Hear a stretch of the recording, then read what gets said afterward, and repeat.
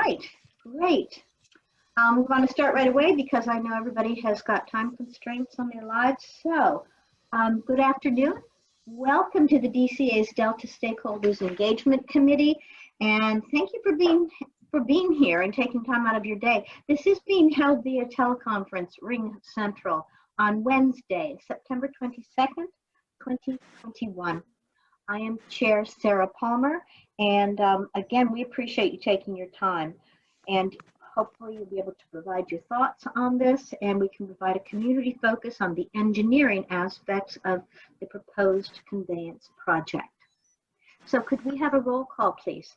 Of course. Good afternoon, everyone. Long time no see. Chair Palmer. Here. Vice Chair Keegan. Okay. Let's see. Is she in yet? She's here. I know. I thought I saw her face, but I'll keep going and we'll circle back. Committee Member Swenson. I'm here. Committee Member Berrigan Perea. Committee Member Giacomo. Committee Member Glosky. Here. I was muted. Thanks, Cece. I got you down. Committee Member Welch. Committee Member Shia. Present. Thank you. Committee Member Marino. Committee Member Glosky. Committee Member Cosio. Committee Member Gonzalez Potter. Committee Member Cox. Here. Chairman Tarango. Here. Thank you. Committee Member Mann. I see her right there. I got you, Karen. Thanks. Committee Member Liebig. Here. Committee Member Lytle. Sorry, thank you. Committee Member Moran. Here. Oh. Vice Chairwoman Tayaba. Hello. Hi. I'm coming home.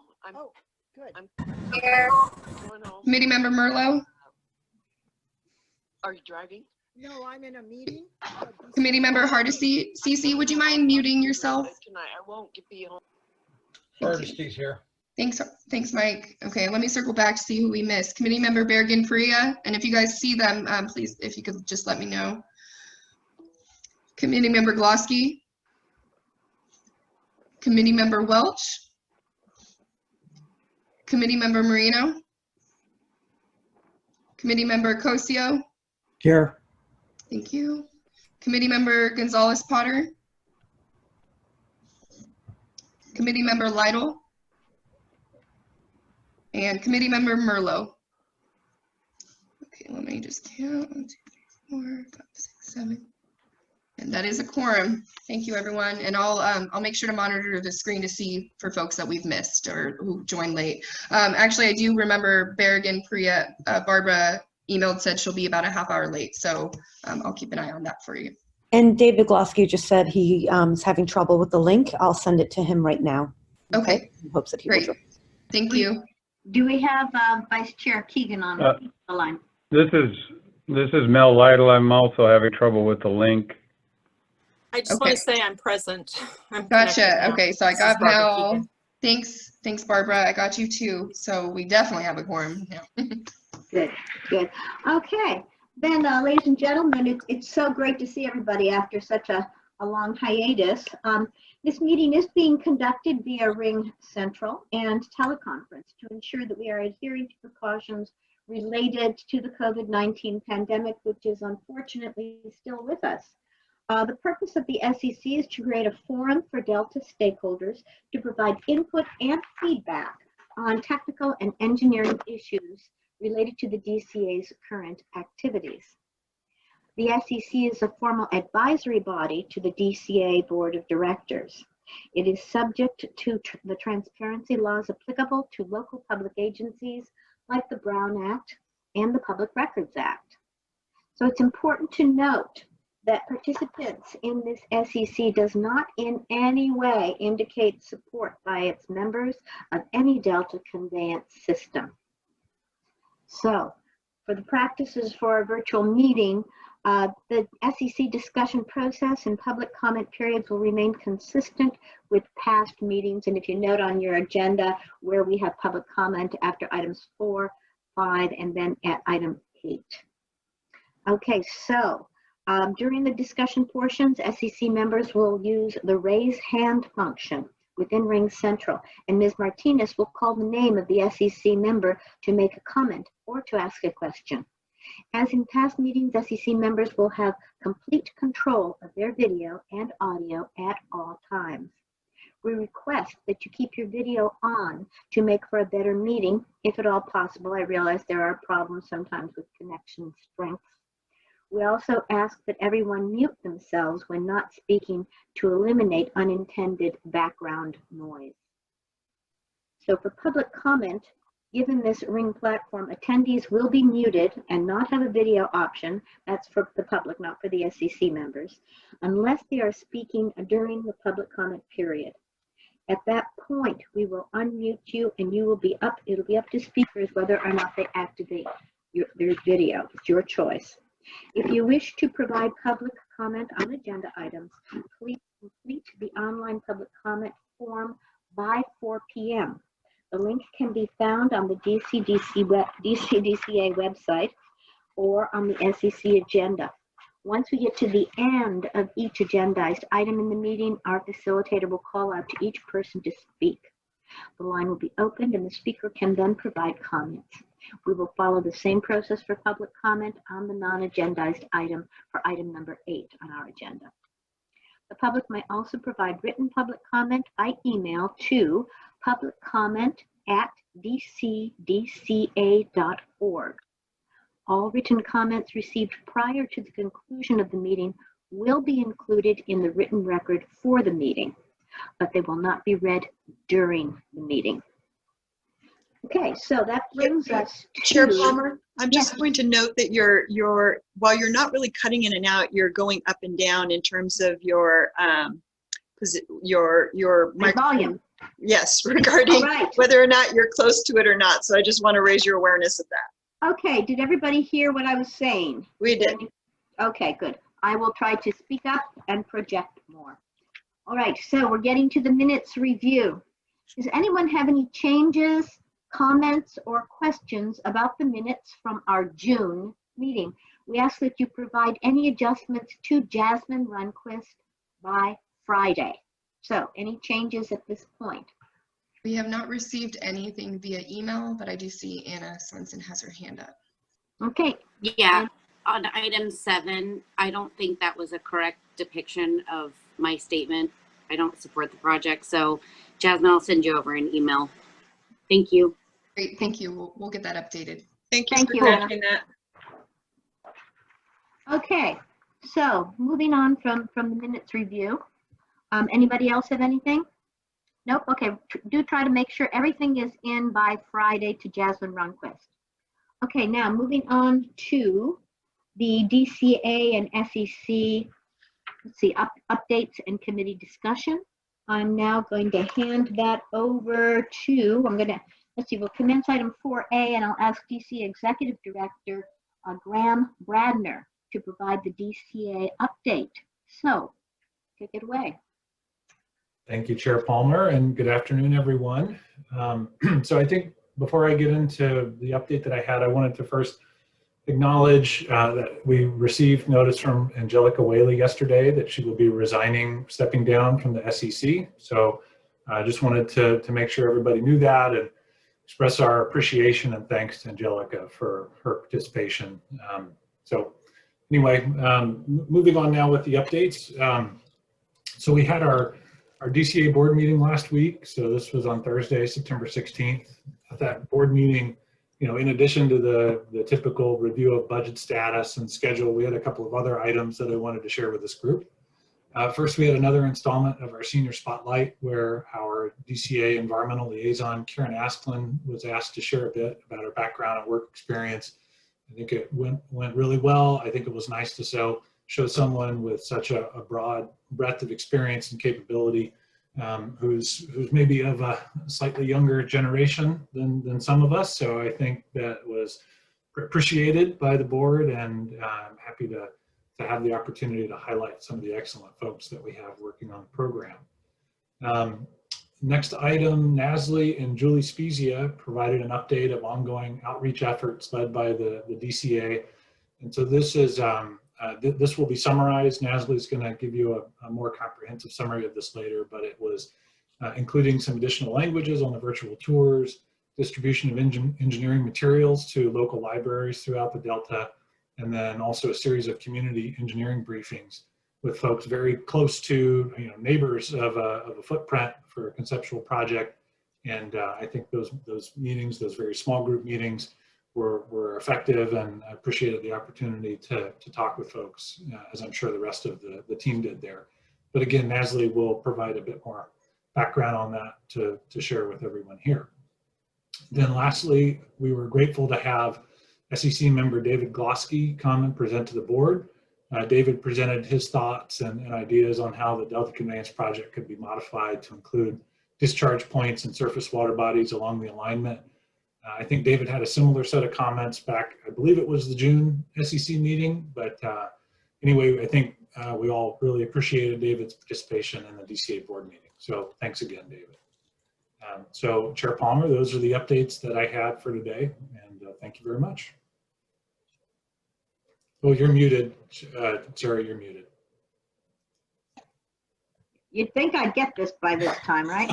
Okay, we did discuss the number of libraries and locations where information would continue to be put out, and you will hear more about that in the future so that everyone in the Delta and regions around can have access to information regardless of their web hookup. So now getting back into item 4B, DWR's Environmental Program Manager, Carrie Buckman, will provide an update on the CEQA process. Take it away, Carrie. Thanks, Sarah. Okay, so a couple of slides just to give a quick update. I think everyone's pretty familiar with this slide, so just as a quick overview, as a reminder, we are currently working on technical analysis and impact analysis. So the technical analysis sort of feeds into our ability to analyze the effects of the different alternatives, and then based on that impact analysis, we will be working to identify mitigation measures to avoid or reduce those effects. And this is all moving towards a draft EIR in mid-2022. So the impact analysis is our main focus, and just to mention, one of the things that you'll be hearing today is some of the in-progress work that we're doing on air quality and how that connects to the DCA's work and the conceptual designs that you all are familiar with. Next slide. So just a few quick updates. As I mentioned, for CEQA, we are working on technical studies and impact analysis. For NEPA, as a reminder, the United States Army Corps of Engineers is the lead agency for NEPA, and they are proceeding to develop an environmental impact statement. So it will be a separate document from what we're working on the CEQA side, but we are working towards having them available for an overlapping period of public review. And then I just also wanted to mention for the soil investigations, we have field work under the initial study and mitigated negative declaration. That field work took a break during July and August, and it resumed this week. And so there is a 2-week look ahead available on our website. So there's a map that shows what's planned for the next 2 weeks, and it's updated every week. So you'll be able to see on a rotating basis what's coming up. So I think that is it for me.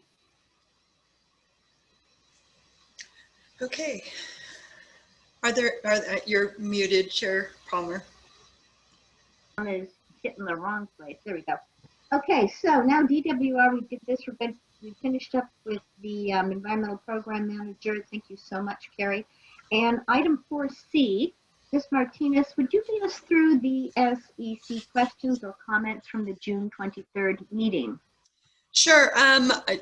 This is that moment during our meeting where we're able to clarify any concepts or thoughts that were discussed at our last meeting. Our last meeting was in June, so it was a minute ago. So some of the things we discussed were some design changes, such as the South Delta connection, the realignment of the ring levee at Twin Cities Complex, and the changes to the Southern Forebay footprint. We talked about ongoing outreach efforts. We're going to discuss some of that again. Nasli will be moving that forward. And then we also discussed the community benefits program and provided an update there. Are there any questions related to any of those topics? I see none. Okay.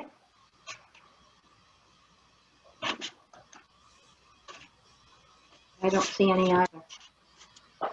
I see no. There are no hands up, so everyone feels good about the information. Clearly, a solid presentation.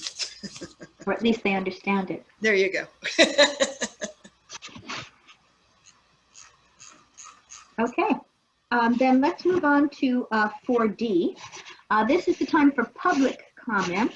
And if any of the public has any comments, please indicate by raising your hand, and we will bring you in here. Anyone? Okay. Do we have any public comment on that, on what we've discussed so far? I don't believe we have any cards. Do we have any cards? Claudia, did you want to confirm if we have received any public comments, requests? Sorry. Yeah, so we have not received any public comment requests. We do have the 4 o'clock cutoff time, if I'm not mistaken. Correct. Correct. Okay, then let's move on. We're going to move on to item 5, which is technical items. And for 5A, I'm sorry, Chair. Just a reminder, because I do see a hand up in the attendees, please do submit your information via email and we will call you, and we'll go ahead and allow you to speak on the previous comment after item number 5. So, because we are moving kind of quickly, efficiently. So if you could please provide an email, that would be terrific. Thanks so much. okay. All right, and then also, you know, if you have something, when we get into the comments for item 5, you can then say that, you know, I have something still for item 4. Okay, now on item 5, these are technical items. As with many of our SEC meetings, the DCA team works to provide a deeper dive into issues of interest to the SEC members.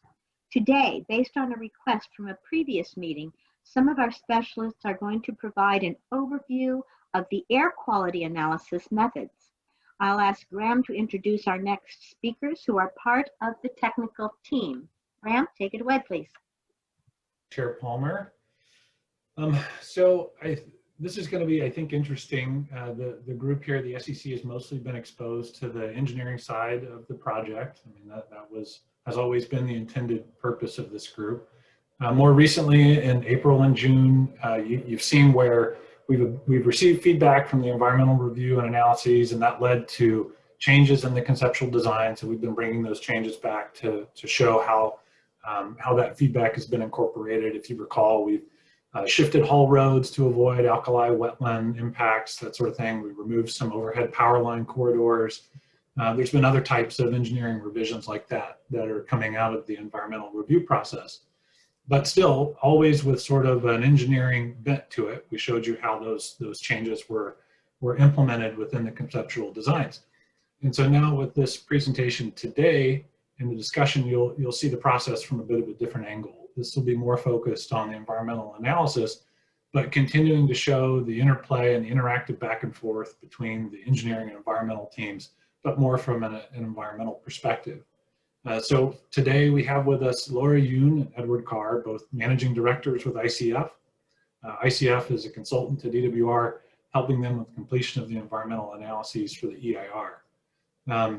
I think before we jump into it, maybe one kind of item. I think on the comment, it would probably be best to let Laura and Edward get through their presentation before pausing for questions. That's really probably a heads up for Laura and Edward. And but of course, if folks feel free to put your hand up and stack up any questions you might have. But I think we're going to wait till we get to the end of their presentation to go through those. So Laura, thank you again, and Edward, for joining us today. And with that, take it away. Great, yeah, thank you, Graham, and thank you everyone for the opportunity to meet with you today to talk about the preliminary air quality analysis for the Delta Conveyance project. Go ahead, can you go ahead and jump over to the next slide? Perfect. So I'm going to start off by giving a brief overview of the types of analyses that are covered by the CEQA Air Quality Review. As I'll discuss a little further, this presentation will focus on the mass emissions analysis and the localized ambient air quality analysis. I'll talk a little bit about the technical methods and models that are being used to prepare these two analyses. And then Ed and I will review some of our preliminary results in mitigation. We are still very early in the CEQA air quality analysis process. So our goal here today is not to present on specifics, but rather provide you with general information so that you know where the analysis is headed and some of the considerations that are being made for mitigation. Next slide, please. Great. So the air quality analysis covers the entire spectrum of potential impacts resulting from construction and operation of the project. The mass emissions analysis estimates regional criteria pollutants and greenhouse gases during construction, as well as from the operational components of the project once it's fully constructed. Criteria pollutants are those that are regulated by the US EPA, the California Air Resources Board, and the local air quality management districts throughout California. The results are expressed in terms of an emissions rate for a specific geographic area. So for example, pounds of particulate matter generated per day in the Sacramento Valley Air Basin. These emissions are compared to local air district thresholds to evaluate whether they could contribute to regional degradation of air quality. The ambient air quality analysis looks at potential changes in local air quality resulting from project construction. The analysis measures pollutant concentrations or volumes along the fence line of construction. And these results are expressed in terms of micrograms of a pollutant per cubic meter of air that we breathe, and they're compared to the federal and state ambient air quality standards. The human health risk assessment, it really connects the dots between the emissions that are generated during project construction and the potential human health consequences from exposure to those emissions. The CEQA analysis includes a cancer and non-cancer risk assessment for receptors located near the construction footprint, and also evaluates potential changes in various community health endpoints from exposure to criteria pollutant emissions. These two analyses are still very much in progress, and so we will not be discussing them today during the presentation. And finally, the air quality review also looks at potential impacts from valley fever, asbestos, lead-based paint, and odors. These analyses are less driven by engineering details and aren't really influenced by technical modeling, so we will not be including those in the presentation today either. Next slide. So this graphic shows the stepwise process for the mass emissions and ambient air quality analyses. At the foundation there on the left-hand side are the conceptual designs and schedules that were prepared for the engineering plans. DCA used this information to develop very detailed inputs to support emissions quantification. These inputs include things like materials quantities, equipment inventory, vehicle trip inventory, and electricity consumption estimates. Based on these inputs, ICF prepared an initial air quality modeling run, which allowed us to identify key impact mechanisms and emissions drivers.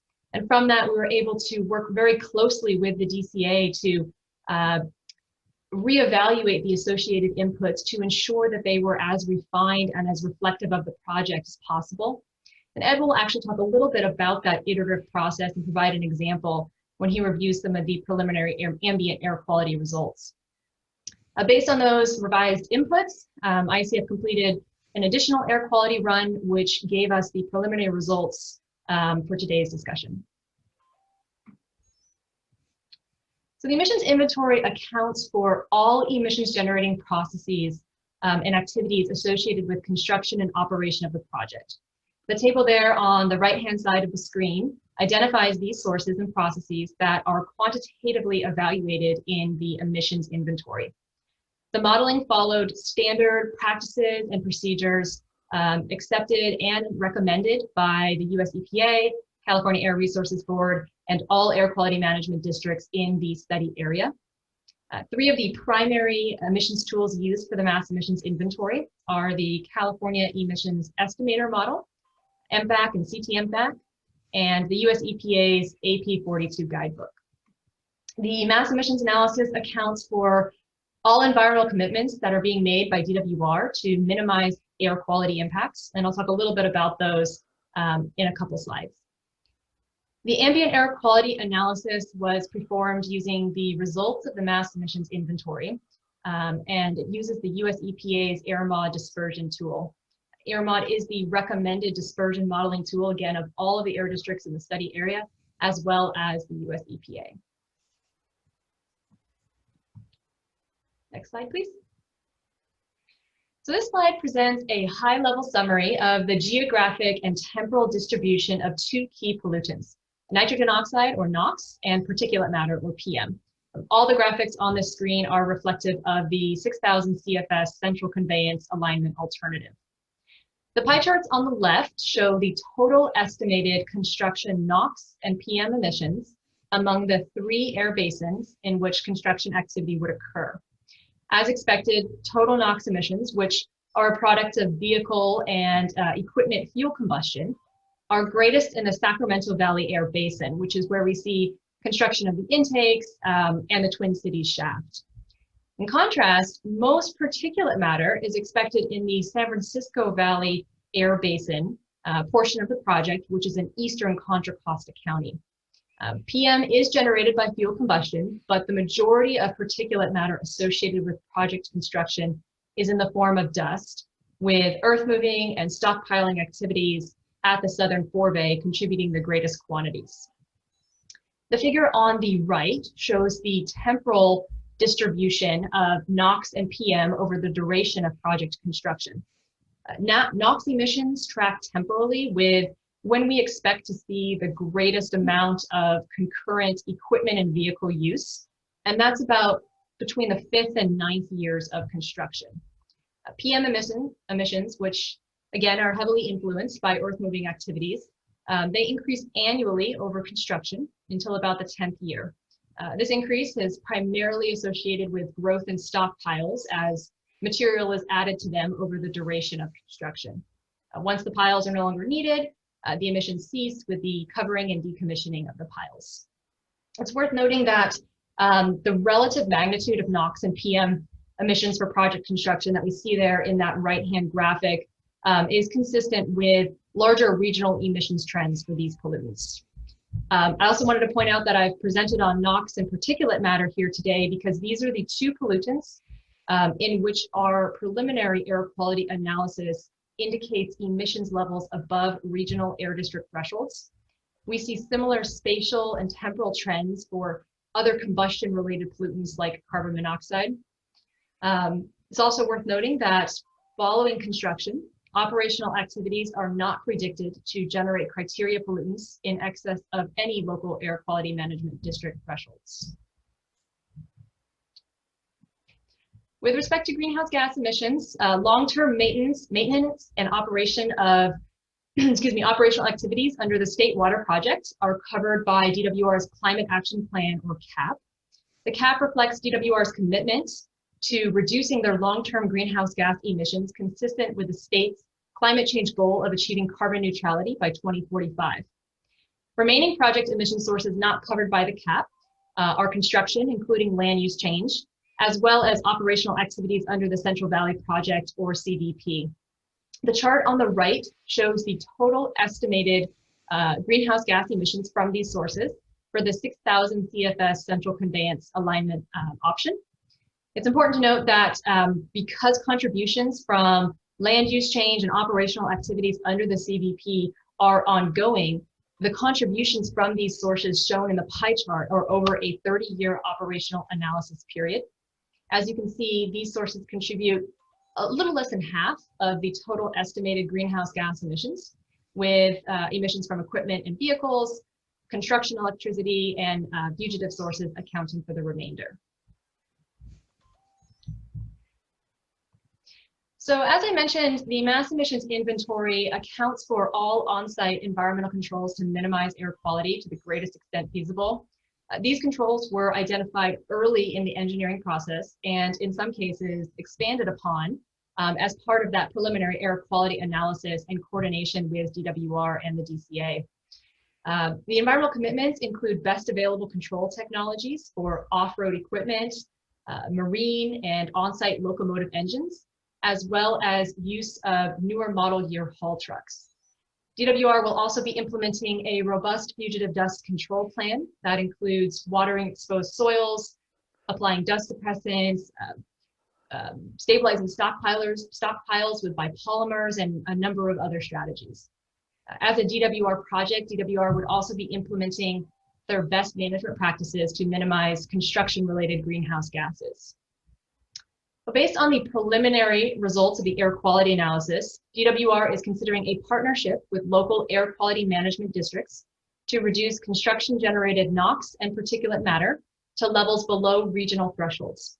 All air districts in the study area operate and oversee grant and incentive programs for regional pollutants. Some of these programs have operated successfully for decades and are frequently leveraged as CEQA mitigation for regional air quality impacts. DWR has already begun the consultation process with all air districts in the study area. Based on the preliminary greenhouse gas analysis, DWR is considering a greenhouse gas mitigation program to reduce construction and operational CBP emissions to net zero. The plan requires early investments in greenhouse gas reduction efforts prior to construction, as well as continual monitoring and greenhouse gas reduction activities during construction and over the operational life of the project. DWR may pursue various combinations of strategies to optimize total costs and community co-benefits, including on-site controls during construction, investments in community projects, and carbon credits. So with that, we're going to pivot a little bit from the regional analysis and talk about the preliminary results of the localized ambient air quality analysis.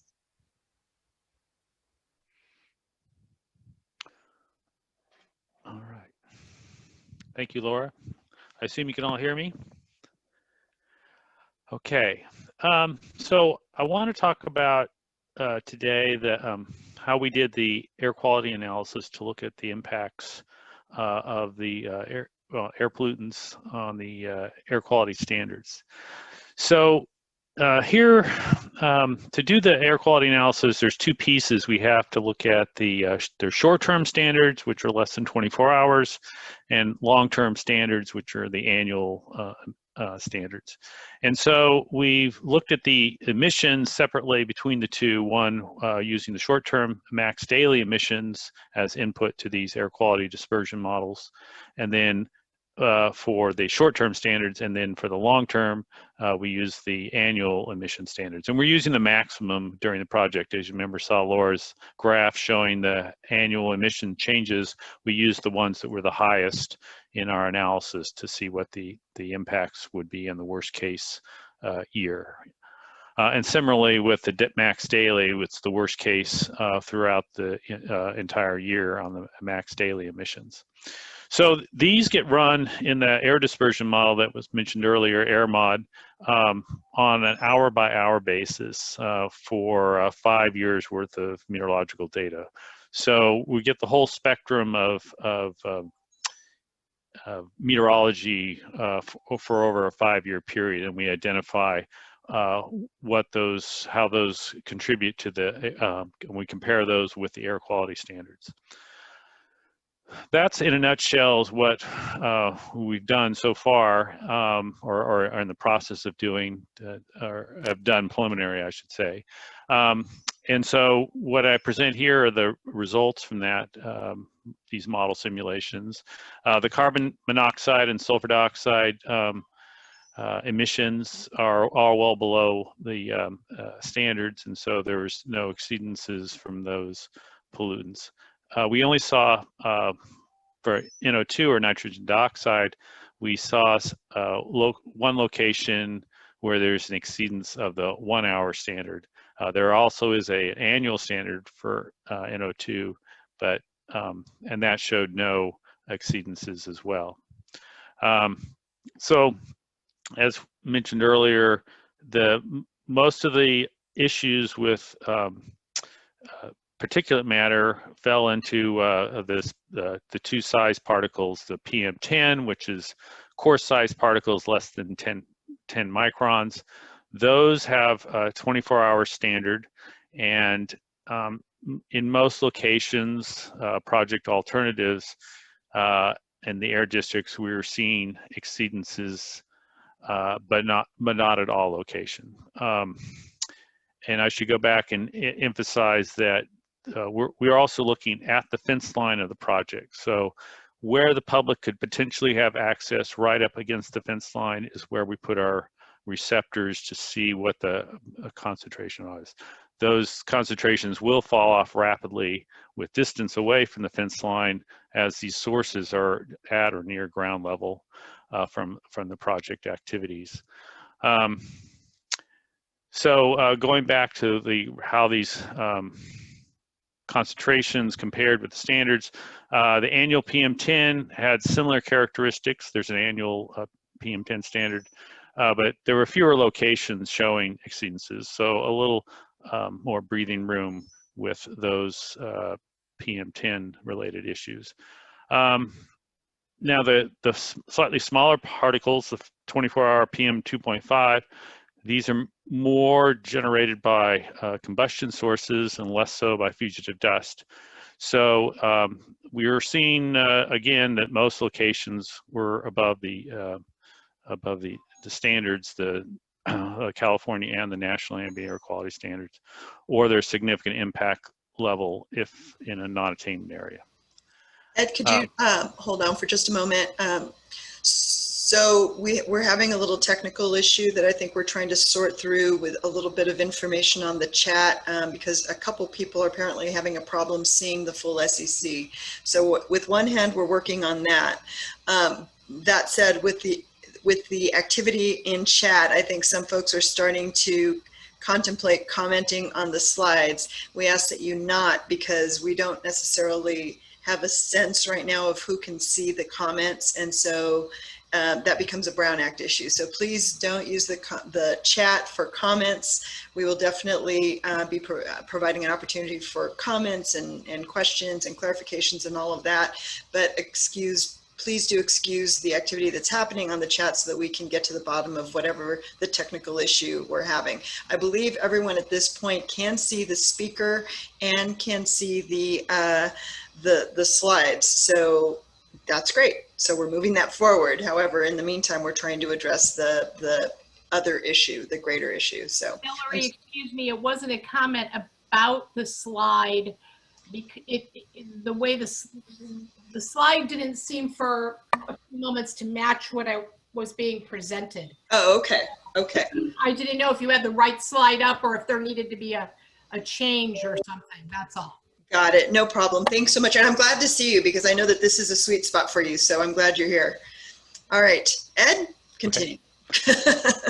Okay, I'm almost done with this slide. The last bullet point, the annual PM2.5, was a little, it was more problematic in the San Joaquin Valley in the Bay Area air quality. In the Sacramento, we actually were within the standards for the annual PM2.5.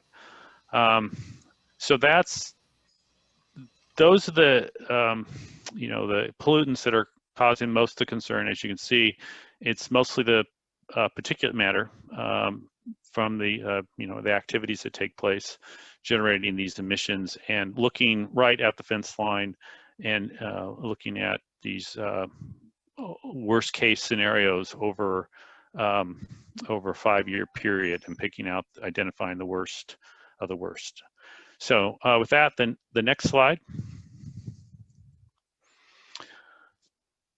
So how were some approaches to reducing these exposures, and how can we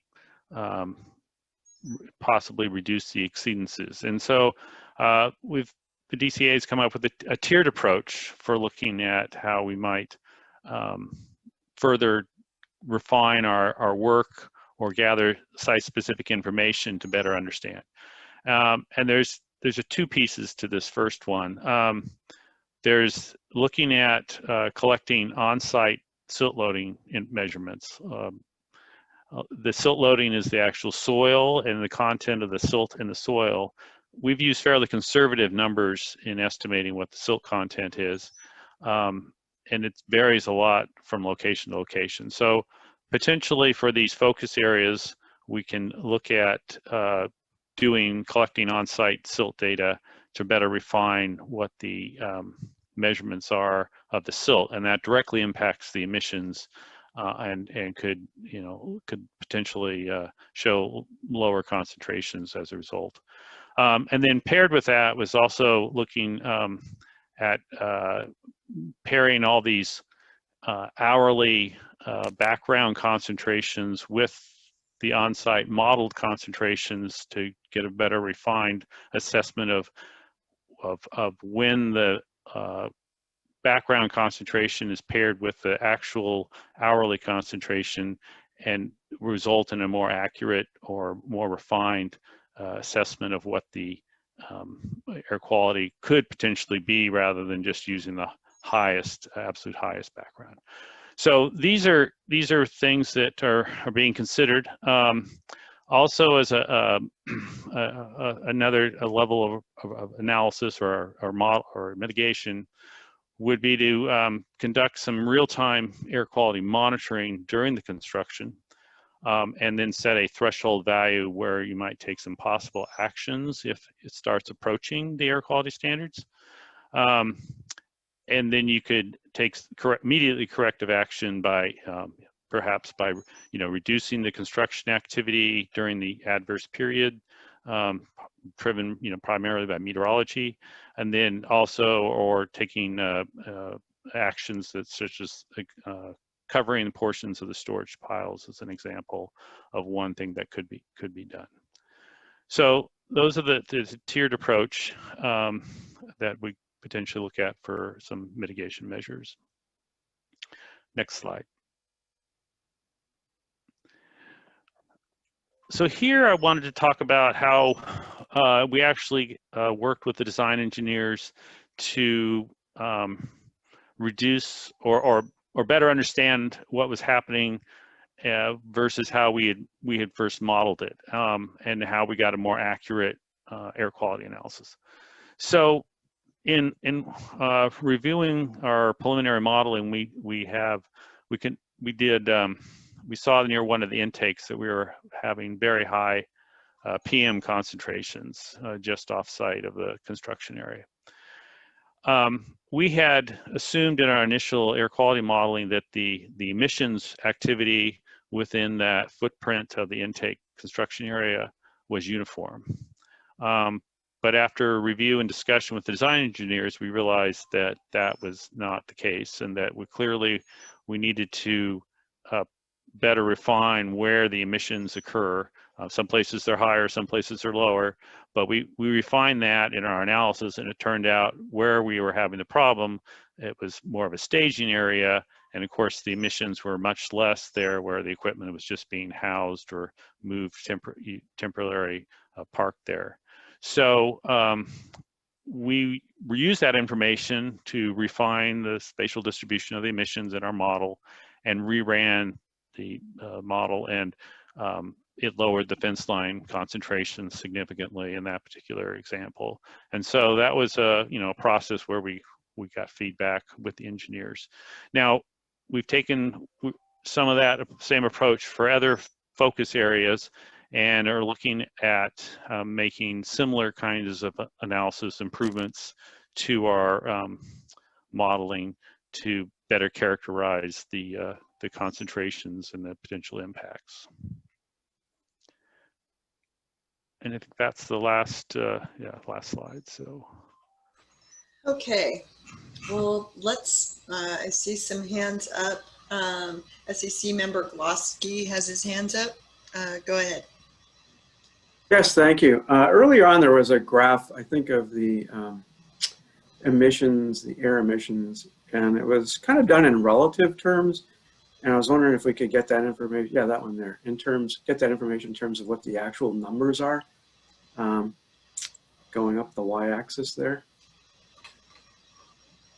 Yeah, that's correct. So we've presented these in relative terms to show kind of the relationship between the two pollutants and the relative magnitude over time. These analyses are still in progress and are preliminary at this time. So I will defer to Carrie as to further response on that question in terms of timing of release of actual results. Yeah, it'd be great to get those numbers, but it might also be helpful for people to, if there are examples of a typical other type of plant, you know, a manufacturing plant, a power plant, whatever, and to kind of give us a gauge for if this looks like anything else so that the people can expect what this might be like. So I think that's a really helpful suggestion for something that we can think about in the EIR, but just for reference, we won't be able to share this information prior to the draft. At this point, everything is still in review and may shift and change, and so we're trying to get these numbers to a point that are more developed before we're able to share actual numbers. Sure, just at some point it would be good to see the actual numbers. And then I think you mentioned a dispersion model, and I think you mentioned some average winds.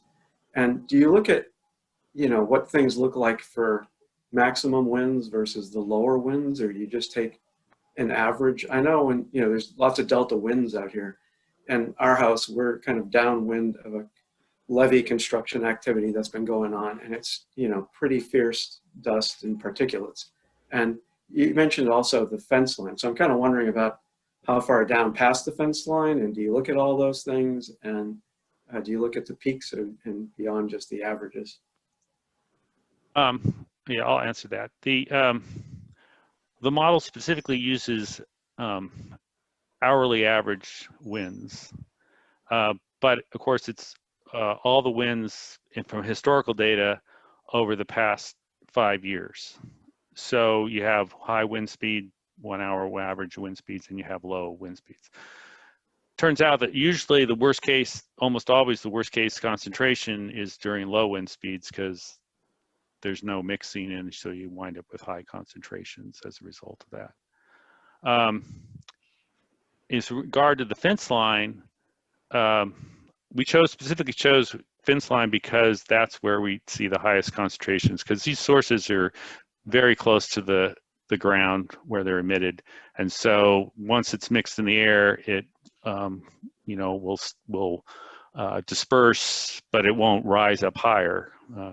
And so the highest concentrations are at fence line, and there's a decrease with distance, but we haven't you know, specifically looked at how rapidly it decreases with distance from the project fence lines. Wherever the activity is taking place is where we've put our receptors in terms of the fence line. Does that make sense? Yeah, it does. And I think, you know, a lot of the health things are based upon the concentrations as you're mentioning, and I don't know whether there's any way to give people metrics on, you know, just the level of dust, how far it will reach.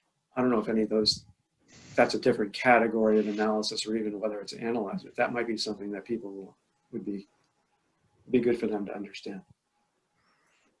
Sounds good. Thanks so much. Great question. SEC member Anna Swenson. Hi, thank you. This was actually one of the most important presentations that I've been looking for, because your problem is that we live in the middle of your project, not project area. And as somebody who also lives downwind of a current levee project, I can tell you that your analysis is probably not correct.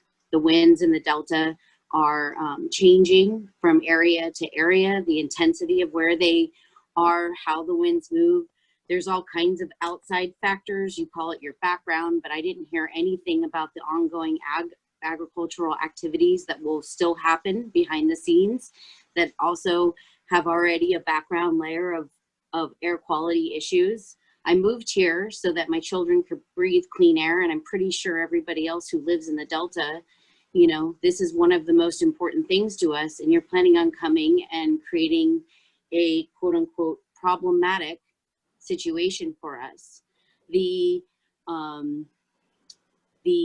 emissions that you show where you kind of, you know, well, yeah, it shows exceedance. Well, that exceedance is the children who live in this area. That exceedance is the old people who live in this area. That exceedance is the people like me who live here. And I don't hear anything about the cumulative effects. As always, we're kind of ignoring that. I heard the word polymers. That scares me. I don't want you applying polymers anywhere near my home, my children, my soil, my community. I didn't hear anything about one of the biggest elephants in the room, which is the wildfires. Potentially, we're going to have very poor air quality from the rapidly expanding issue with wildfires in California. And so here we'll have this giant project that will be causing, you know, exceedances and problematic rate readings. And then we have wildfire on top of it, which is something that it appears none of us can control. I'm worried that you guys are going to try and use adaptive management as an approach to escape these problematic exceedances, and that it really won't be a solution that will actually be in the benefit of the health of the people who were here before you planned your project. I'm also really wondering why you wouldn't take those additional corrective measures to make sure that your project is not poisoning the air in my community to start, why we have to approach or exceed the allowances in order for that even to become a consideration. And then, you know, I'm hearing delays and we're going to move off this, or we're going to delay that construction, and that's money. And I know with these projects, you know, you're underestimating how much it's going to cost. And now we're adding the additional fees of delays because this project or non-project is a nightmare when it comes to our air quality.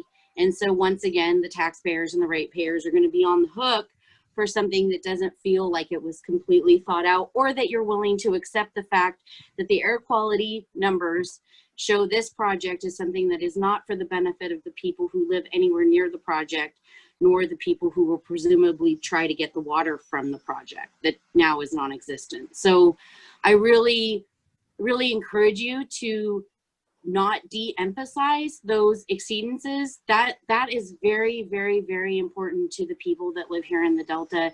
And those exceedances are not minor to us, and it's one of our biggest concerns. Thank you. Thanks, Anna. I'll note that two things. The beauty of this discussion here with the SEC is that oftentimes the unknown can be scary. And so what we really get the benefit of here is the scientists in the room who are able to answer these questions that I'm sure other people have. And so I want to hand it over to the ICF team to go ahead and address some of those, address those issues, and also speak to the timing of what that'll look like moving forward. And Carrie, feel free to jump in as well, because there is a timing component. Sure. I guess one thing I just wanted to start with is I do want to assure you, Anna, that the exceedances aren't something that we aren't concerned about. You know, I think that having the technical experts here, we're talking about it from a pretty technical level, but I do want to say that we're working to do our utmost to try to get these emissions down to be below thresholds. So, you know, we will continue to work on that. It's something that we'll continue working on through the EIR process. But I think maybe Laura and Ed, you can talk a little bit more about how we specifically incorporate information about the Delta as an individual and sort of unusual and unique environment. Yeah, so I can go ahead and start, and then Ed certainly jump in, because there were certainly a number of things that I picked up on, and thank you for your comment.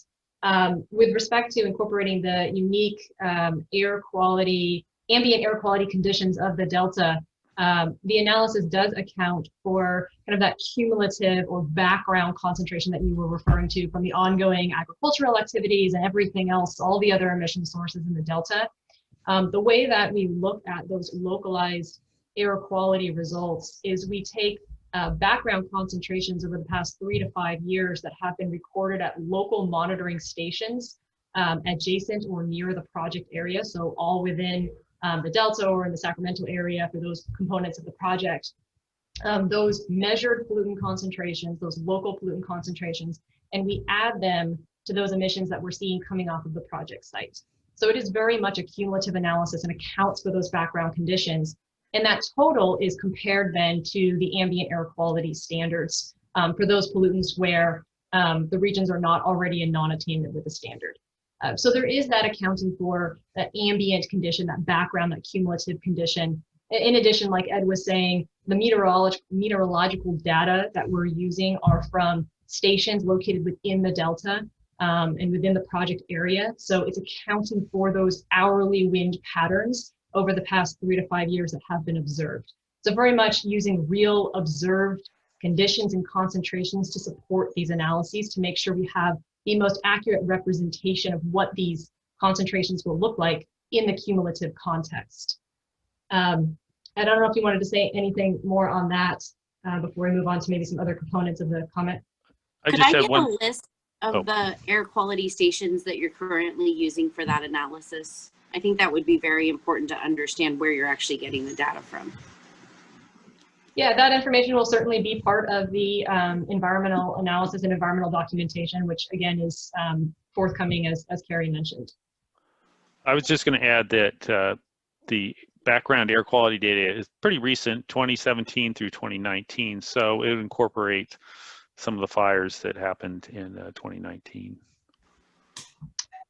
I see you, Barbara. Can I come to you in just a minute? No, because I kind of had it. I've really kind of had it.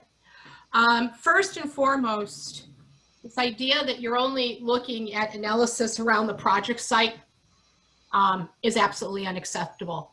Prevailing winds in the Delta move from the west to the east. All you have to do is look at what the PM 2.5 numbers have been for every day there has been a fire in Contra Costa County or in the Delta, let alone the wildfires up north, because it lands in San Joaquin County. We have the 4th highest rate of asthma in South Stockton. We exceed PM 2.5 almost every day of the year. And there is no way that you're going to be able to tell me, oh, it's near the fence line, it's going to stay in the ground, it's not going to mix. No. And there has to be really adequate analysis done of emissions along Highway 4 between the Forebay, South San Joaquin County, and anything that is going to involve the port. And, you know, I understand that you're trying to share data with us and that you're still doing analysis, but bringing this half-baked without the sites, without the numbers, without where you're looking at it, and without modeling to really show the detail really creates for me a tremendous amount of distrust, which kind of seems to be growing by the day with DWR. And I think the last thing is, and I think Anna hit it right on the head. Real-time monitoring, and you're going to slow down or stop construction? No, you're not. And we know you're not, because there's never been a project here that has. And we live in the damn dumping ground in San Joaquin County because of what the state decides to do and because of local non-enforcement of issues for clean air and clean water around EPA. And we're tired of it.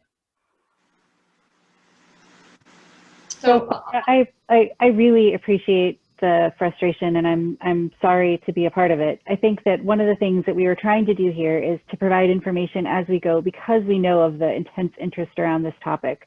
So sort of bringing people along and providing information when we have it. We know that as we're working with the SEC, we're providing sort of up-to-date, most recent in-progress information. And so I hear you. And so we'll certainly have a comprehensive evaluation in the EIR, and we'll be very excited to understand your comments about that. One other thing, AB 617 locally in Stockton is a failed process. It is failed. Our people are going to CARB to explain to them how failed it is. Do you know we've met with the leading polluter here, and the San Joaquin Air Pollution District actually reports lower numbers for them than they actually report to the Air Pollution District? And this is the data that you're working with? And did you know that in our county, one of the main AB 617 issues is that we don't have enough purple monitors. We have to fight with the state even where to put a monitor in order to get the true public health numbers. So there there are so many layers to this. And I understand, you know, this is not personal, but I understand that you're trying to share data as you go along, but there is so much sensitivity. We have been jerked around for so many years. And the fear of this being added on to the top of absolute inadequate air quality, hear my voice? That's asthma. That's what I live with every day. I grew up next to the steel mills in Gary, Indiana. Never acquired it till I moved here. So I cannot stress this enough, that there has to be so much transparency on this and real plans, because, you know, our kids are dying in South Stockton. Yeah, and I think that's part of why we're here, is to try to be transparent, sort of looking at things as we go. And I think our other alternative would be to not share until the draft DIR, and we were trying to be able to share some information. So I did want to, oh, go ahead. There have to be numbers. I just think, even if you're sharing something partially, I understand if it's not done, but you've got to share numbers. You've got to let us see where you're looking at these things right up from the get-go, because trust me, we'll be able to tell you, oh, that's good, that's not good, here's what they're not doing. But if it's kind of this nebulous thing where we aren't seeing the data as you're working on it, it just causes me to plain old panic. That's it. Okay, thanks. And I did want to revisit the selection of the fence line as the point that we're looking at. It's really, and I'd like to have Ed or Laura weigh in on this, but it's not that we're looking at it because we're trying to avoid effects further out. We're trying to pick the location where the effects could be the greatest. And that's the reason for that selection. But Ed or Laura, maybe you could add to that. Yeah, I'll add to that, Carrie. This analysis, that fence line analysis, is really one of 4 air quality analyses that we're conducting. On that second or third screen that I showed, it kind of showed the various steps in the process. So the localized analysis looks at those fence line concentrations, but we are also performing a regional mass emissions analysis, which looks at pollutant generation across the San Joaquin Valley Air Basin, the Sacramento Valley Air Basin, as well as the San Francisco Bay Area Air Basin. And then we're also performing a photochemical analysis, which is going to look at throughout the study area and even beyond, inclusive of Stockton. How are these emissions going to interact with current pollutant concentrations and the meteorology that happens and the intermixing and all of the atmospheric chemistry that goes on? What will be the ambient change in regional pollutant concentrations? And also, what does that mean in terms of potential health endpoints and community exposure to those pollutant concentrations? And that is very much over a broad regional area that, like I said, is inclusive of Stockton and many other communities throughout the Delta and the Bay Area and the Sacramento Valley Air Basin. So those analyses are still very much ongoing. So I did just want to emphasize that this fence line analysis is just one way. It's one way to look at potential air quality impacts. And the EIR is going to be exploring all of the entire spectrum of potential air quality exposures and emissions. Thank you. Thank you. Douglas Gia. Yeah, I'm just trying to understand that the presentation made by Laura, she used the pollutant nitrogen oxides. And whenever make his presentation, the pollutant he uses nitrogen dioxide. So what's the difference? I'll take it. You want to answer that, Laura? I'll answer. So the emissions come out as nitrogen oxide and some from the tailpipes and nitrogen dioxide. Both together are referred to as NOx, or the NO, the nitrogen oxide plus the nitrogen dioxide. So you have the total together is NOx. The emissions are regulated as NOx emissions from tailpipe standards, but what the pollutant of concern from a health impact is the nitrogen dioxide. And so that's why I talked about the nitrogen dioxide. What happens in the atmosphere is that NO, the nitrogen oxide, gets converted to NO2 through through the chemistry that takes place and it oxidizes, whether it's with ozone or oxygen, and forms NO2. So it takes a little bit of time to have that transformation happen. So that's the reason why there's kind of this discussion, NO2 versus NO. So about 10% of the NOx emissions come out as NO2 already, typically. It depends on the equipment, but that's sort of general rule of thumb. That helps my chemistry class. Thank you. All right. Honestly, Douglas, this is usually air quality is a whole nother science and discussion separate from a lot of the waterworks that we've been working on. So thank you for the question, because I'm sure that a lot of people had that same question. Mike Moran. Thanks so much. And thanks, Ed and Laura. It's a very interesting presentation. A couple of things. One of them is, perhaps you said this, but I'm not quite clear on it. About the meteorological data over the last 3 to 5 years, was that matched up with those really great graphics we got in earlier presentations about the timing of construction? Like we would see certain data on when you'd see a big boost of trucking during certain months, and then it drops off during other months? Or was it done kind of generically over on a month-to-month basis or year-to-year basis? Does that make sense? Was it tied into the actual construction behavior? Yeah. It kind of goes back, well, 2 parts to that. One was the meteorology. We used historical meteorology data. I don't remember the exact years, but recently, the past 5 years.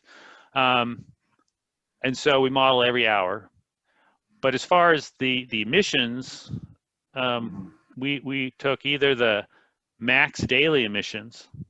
So, that pattern you said, we picked whatever was the highest from, 365 days, we picked the highest one to do our modeling for the short-term standards, the 24-hour or less. And for the annual standards, we used the max annual emission. So whatever year happened to have the highest maximum, that's what we used in our model. Okay, great. That's helpful. Okay. Yes, it does. Thank you very much. And just to speak to, I think Barbara and Anna's points, that we're looking at these little micro areas, these microclimate applications of cumulative air impacts, and that, working in Oakley, when the breeze is blowing, you've got fresh air, but folks down in Stockton are getting hammered with bad air there. So just a suggestion for a later presentation for the entire DCA is if we could get some graphics with something that shows, okay, if we have September and we got a wildfire and we have an inversion that's broken apart by a west wind, what is Stockton going to look like when we add in our impacts to this? So something that's very specific and speaks to those different regions of concern, because the air quality is so localized, especially during fires. So I don't know if that's possible, but just a suggestion that might clarify folks and say, okay, worst case scenario is that maybe Lodi is going to be off the hook, and while at the same time Sacramento might be getting really nailed with a lot of particulate matter. So I don't know if there's a way to do that, but some folks are better visual learners, and it might be nice to see what would happen to particular areas in a worst case scenario. That's great. Just a suggestion. I don't know if it's possible, but it would help me from my visual learning part of my brain. Yeah, I think there's a lot of nodding, Mike. So thanks for the comment. This is always a work in progress. So the presentations moving forward could probably benefit from something along those lines. So thank you for that comment. And I definitely see Barbara nodding. So I think it's a great suggestion. Gia Moreno. Hi. So just to kind of go off of what Anna and Barbara said, having no numbers is it's pretty scary, especially for Hood, because we're in the middle of 2 intakes. So if the wind blows south one day and the wind blows north one day, who knows what we're going to get with the construction. I have some confusion about how things were measured. So if they're taking like the highest pollution day of a year and the lowest and doing the average that way, isn't that going to have a different outcome than if they take all of the days and do the average with all of the days instead of the highest and the lowest? Because we could have, you know, some days that are pretty high but aren't as high as the highest day. So that's just my concern. I'm just an art teacher, so that's not my area, the math part, but I kind of think that the averages should be done differently, because if you look at the delta, there's hardly any activity in the middle of, you know, like January versus the middle of, or the end of July, as far as emissions and particulate matter and how things are going on, as far as you know, with the agricultural part, and also like looking at things, I don't know, I know they said 3 to 5 years, versus I was hoping they wouldn't be doing it within the last year, because, you know, everything's been slowed down and traffic and emissions kind of globally have gone down because everybody was inside. So those are concerns. Anna brought up another one about particulate matter and the conditioners and the, I forgot what the word was because there's been so many people, but you know, the things that they're putting in the dirt that are supposed to dry out and magically disappear. I still never really got an answer about what those numbers were when they're all combined together. And just the lack of information. This has been going on for like in different variations for like 12 years. You would think that there would be something more substantial than what's happening, what we're getting right now. And the whole like, well, we'll see, we'll find out when CEQA happens, when the draft EIR comes out, then we'll have more information.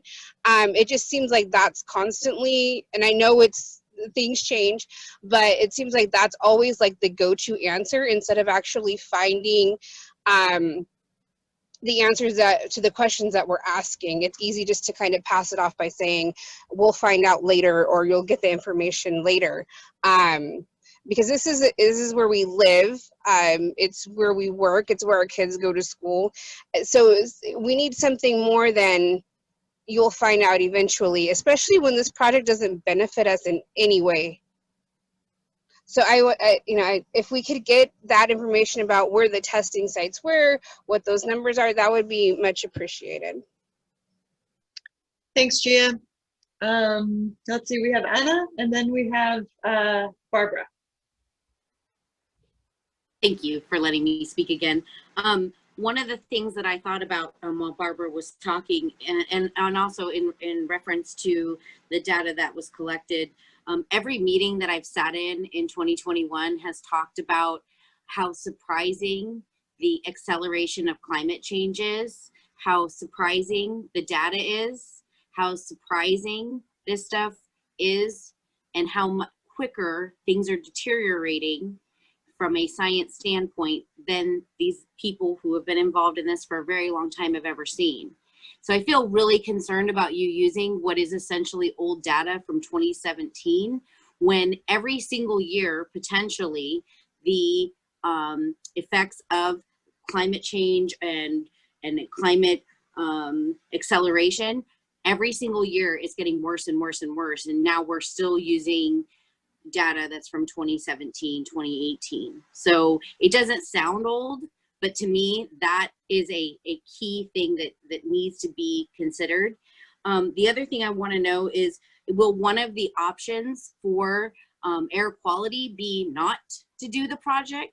Can you do an analysis of what our air quality will look like if you don't come and contaminate our air? That would be very interesting to see. I'd love a graphic on that. And then, you know, Mother Nature here in the Delta, I've seen a lot of projects from rock barriers to levee work to all of these things. And what I've learned is that despite the best plans, despite the best effort, there are, let's use an example of silt barriers. So there are barriers that they put up. The intention is to keep the silt from going into the river. And every single time I drive by the current levee work, there is giant plumes of silt that are escaping because somebody didn't close it completely. Somebody didn't move the stake, 6 feet in the right direction. One of the visits that I had to the barrier, they had these fabric gates that were supposed to keep the giant garter snake out, which was a protected species. And as I'm standing there with the guy from the New York Times, a giant garter snake is climbing that 2.5-foot paper barrier and is climbing into the project area. And so I'm sorry, DWR, but you don't have a very good historical we don't see that you are the most careful in construction here in the Delta. And I'm scared with one of the largest unknown projects that you guys have ever even contemplated, that somehow is like going to magically be fixed. So the acceleration of climate change is a consideration, and we want to know if you're gonna do that analysis. If you didn't do the project, what our air quality would look like, especially in Stockton. Okay, thanks, Anna. Laura, do you want to address? Yeah, I was just going to address kind of speaking to the what we call the no project alternative in CEQA and the analysis that we're doing there. As I mentioned, we're going to be doing this kind of regionalized photochemical analysis, which is going to look at criteria pollutant concentrations across the entire region. And that analysis will be done not only for conditions without the project, but also conditions with the project. And so you will be able to see that comparative to the baseline there. Okay, great. And Barbara, Durgan-Priya. If your model is built, I would suggest that you do air quality, you run numbers from last year to 7 years back. And every year you update it with the most current year, 7 years back. The reason why is the number of days that we have had to have people forced indoors during 2019 and 20 have been extremely high. I don't want you to take out 2018 because 2018 I was out with 56 state and federal officials on a bus tour of our environmental justice problems, and we all ended up home sick for a week because of the fires up north, because of the way they mixed with the fog. People suffered really severe illness the day that they were out working on trying to solve issues here. And we went through weeks of that mixed in with the inversion layer. And Anna is 100% right. We are breaking models. We broke the fire models a year ago. DWR claims that they had no idea that runoff could be absorbed or evaporate the way it did this year with climate change when it was planning for dam operations and water operations.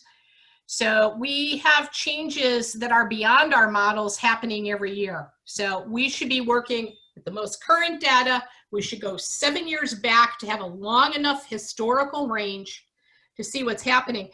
And, I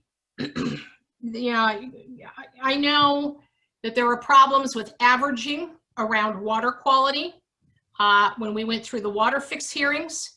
I think you have to be very careful about what you're doing with averaging around air quality. And as I've heard from people, I remember conversations from then, we don't live in an average day. We live in extremes now. And that modeling has to take into account the extremes because the number of days we live with those extremes is growing. Yes, so Barbara, I can just speak real quickly to two of your points and also points that were made by Anna and other in terms of the age of the monitoring data. We used 2017 to 2019 data, which were the latest available at the time of the analysis. And that is consistent with EPA recommendations for conducting these dispersion analyses in terms of the number of years of monitoring data that should be used in the cumulative or background condition. And with respect to your last question there or comment about kind of averaging and we living in a worst case day, that's actually for the ambient air quality analysis. That's the conditions that we were trying to replicate in terms of looking at, what is the worst case, highest day of emissions that would occur during construction over a 365-day period. What is that maximum peak that could potentially come off the construction site? And then looking at every hour of wind and meteorological data, which is inclusive of a worst case condition, and monitoring, pairing those conditions together to look at that worst case conservative maximum, recognizing that there will be many days during construction in which concentrations would be lower than those that were estimated. But that is the conditions that we were trying, or that we seek to evaluate in this analysis and doing that worst case conservative assessment. Laura, don't you have more recent data you can pull from the air pollution district? At the time of the analysis that was prepared, 2017 or 2019 was the latest year on file from the California Air Resources Board. Okay, that's interesting to me. How long ago did you prepare it? I'm just curious. Yeah, so this environmental work has been ongoing for quite a while. So this is something that's been an ongoing process.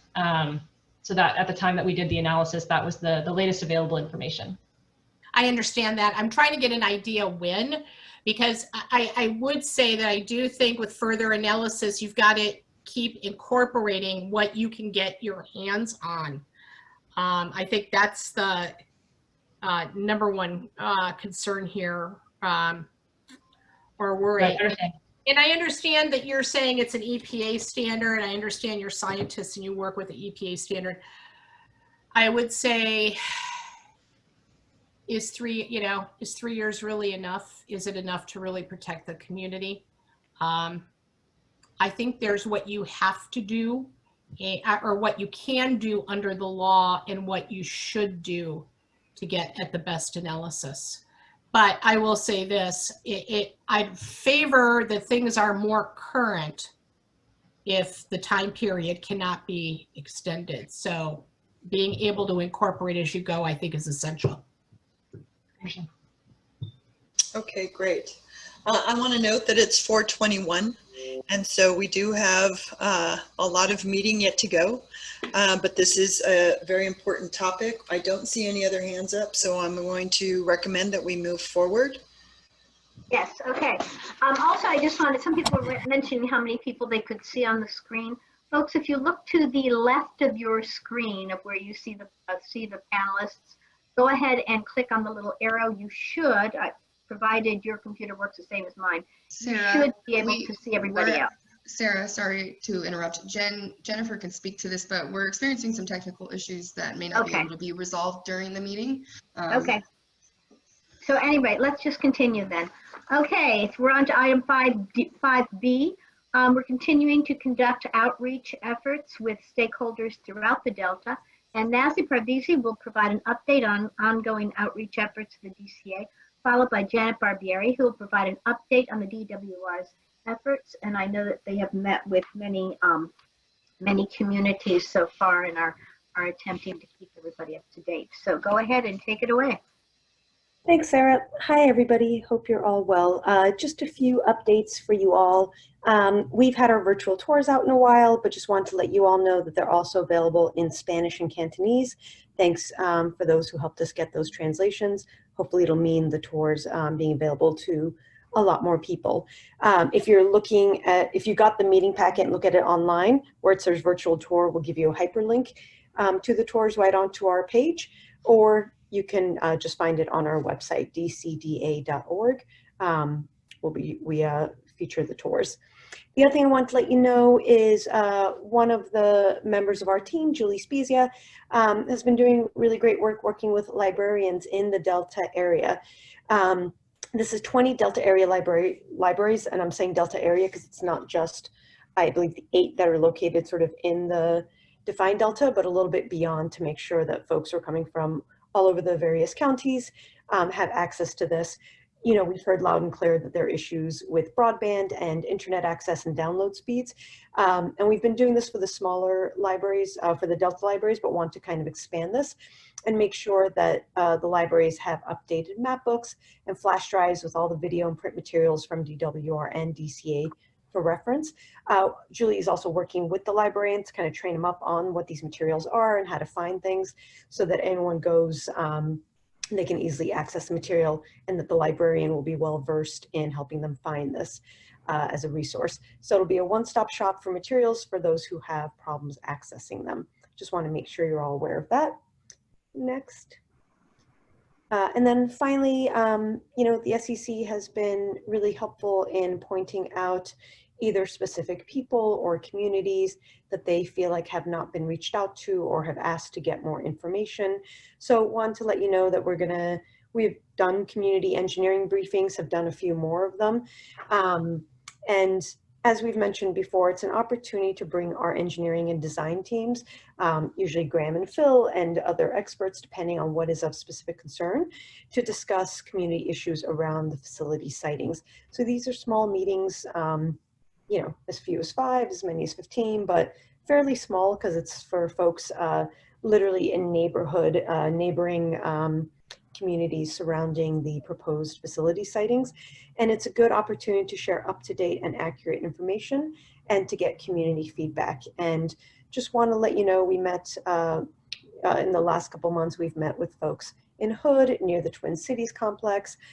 We met with the Nature Conservancy as landowners near the Twin Cities complex, and some other places. And we're happy to come out and do this.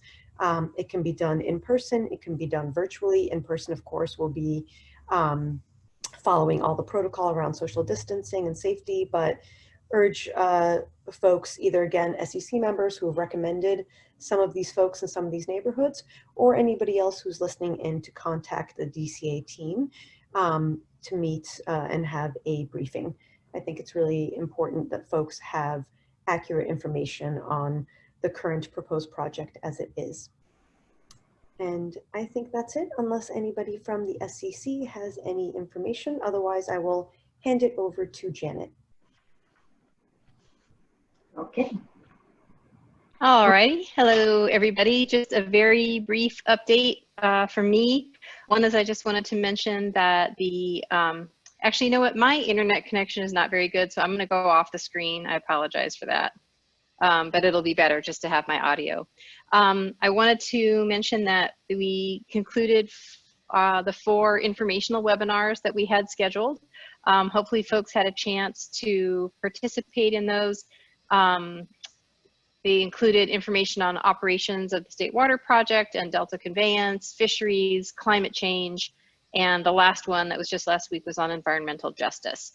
And if you didn't have a chance to do that, there is a space on the website for a link to the information, the PowerPoints that were used, the video from the Zoom webinar, and we will also be posting FAQs for those meetings so that folks can, you know, just get the full picture of what was included there.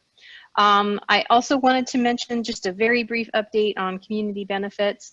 We are continuing to do some work on developing a workshop that we're calling a case study workshop. So we're hoping to get representatives from other projects that have done case studies and have them maybe give a presentation, be available for Q&A, just to get a little bit of a sense of what other projects have done. And I also wanted to mention that there is, if you'll recall, we did 3 general public workshops on community benefits, and we did 1 tribal focused workshop. We're doing another tribal focused workshop this coming week. And as you may recall, we do the registration for this through Eventbrite.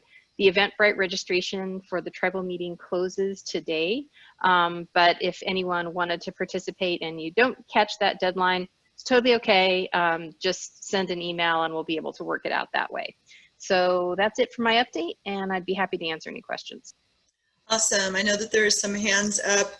Just to clarify one thing before we move forward, Nasli, if folks, and Janet, if someone knows of a community organization or an area near one of the complexes or near the intake, whatever, can they come to you and you know, the DCA will set up a meeting? Yeah, please get in touch with us. You can email us at info@dcdca.org, or my email is Nasli Parvizi. You can see how my name is spelled. nasli.parvizi@dcdca.org. Awesome. And Janet, I assume something similar with. Yep. There Absolutely happy to participate, and our email is deltaconveyance@water.ca.gov. Okay, so if anyone, again, the SEC is made up of key stakeholders from throughout the Delta with really nuanced information about, you know, Delta as place. And so there really is a desire to, if in fact you know of someone or some organization, some group that needs more information, that's part of that key partnership, so that if in fact you do, I know that DCA and DWR would like to get out there and ensure that people are aware of what the project is, what it is, and you know, how they can participate in getting more information. So with that, Anna Swenson. Great, thank you. So when I reviewed the materials, thank you, Jasmine, for sending those ahead of time. I happened to be heading down to the local Clarksburg library, drop off some books from my mom, who's an avid reader. And I asked the librarian, who I've known for a very long time, if she had any idea that there were DCA references. And she said, oh yeah, there's DCA references, and they come in and they update it. And I said, well, how does someone know that they're here? Like, I'm pretty involved in this project, and I wasn't really aware that they were there. I knew that there was a legal obligation for you guys to have these materials at the library, but the idea that you don't put a flyer up or send out notification, or the librarian even was willing to print a flyer for you and put it up in the library so people knew that those materials were available. And I feel pretty frustrated by this because this is not a new requirement. The materials have been in the libraries during all the iterations of this, and most of the staff is very aware of what your obligation is. And so the idea that, you know, you can just sort of sneak these into the libraries and then take credit as if it's some sort of outreach is pretty disingenuous. And I really would like to see, you know, flyers, notifications, things in post offices that says, hey, you can access these materials at your local library. And the libraries are currently open. I really disagree with the fact that these materials were added to the libraries during COVID when no one was allowed to go into the you know, the buildings. And I also do not believe that this is in any way changes the lack of broadband. I hope Newsom is listening. The lack of broadband in the Delta. This is not a Band-Aid. This doesn't provide more access to people. This is a legal requirement. And I really, if you guys can't come up with a flyer, I guess I'll make one up and stick it at the front of the library so people know the DCA materials for this project, non-project, are available there. Thank you. Thanks, Anna. You raised a really good question about the legality of it all. Josh, do you want to go ahead and address that? Sure. So, you know, the DCA doesn't have a legal obligation to post materials at the local libraries. I mean, it's something we certainly do because I think it's really important to get outreach on there, but I did want to correct that for the record. Thank you. Okay. And Nasli and Julie, do you want to talk about what that timing has looked like and how that's rolling out? Julie, please go ahead. Sorry, I should have mentioned Julie's fairly new to our team. This is a project she's taking on, so I think it would be great if she could provide some clarification on the timing. Go ahead, Julie. Yeah, I hope you can hear me. I worked with the state librarian who introduced me to all of the county library managers. And then I worked with them on the list of the library branches that they thought were most appropriate and could handle having the responsibility of doing the reference desk. Because as some of you know, some of the libraries are co-located with small schools, like in Franklin. And so we came up with a list of 20 libraries, and then we put the materials out through the county library managers because they wanted to be able to catalog everything, put everything both online with links, as well as have the physical materials in the libraries. And I believe it was the Contra Costa librarian asked for 2 weeks before we advertised because she thought that's how long it would take to get her 5 libraries up and ready. So we essentially have not put it on the website until it's going up tomorrow, I think. And that's in consideration of the librarians. We are going to put it out in social media, and we do have a flyer that can be downloaded. We are doing all of those things, but we were trying to give the librarians a chance to catalog everything and get it out.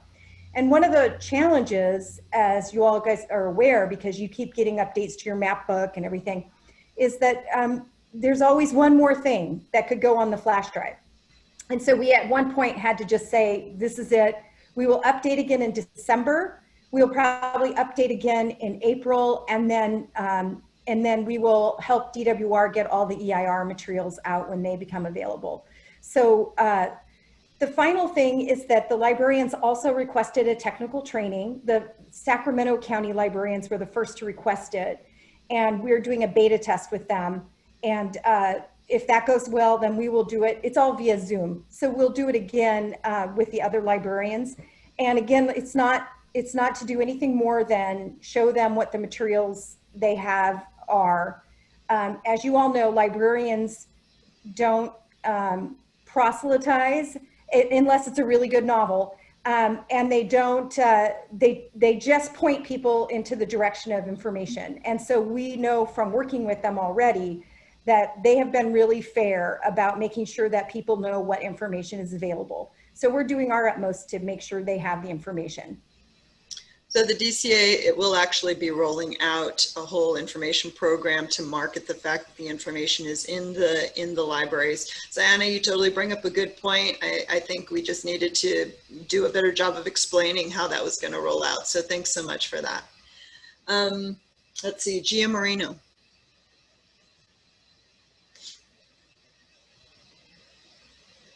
Sorry. Anna and I, we're doing some outreach trying.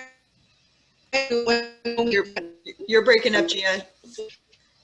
We're unaware of.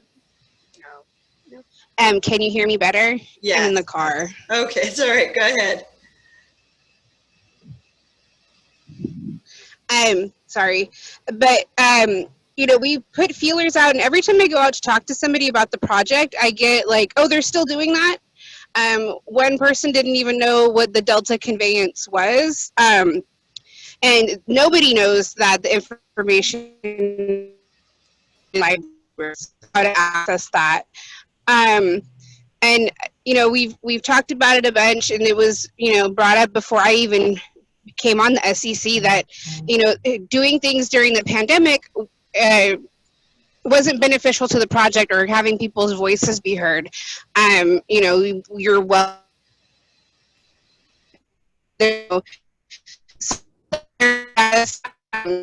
And the access on your phone is really hard, especially when people are, you know, older or, you know, have vision problems.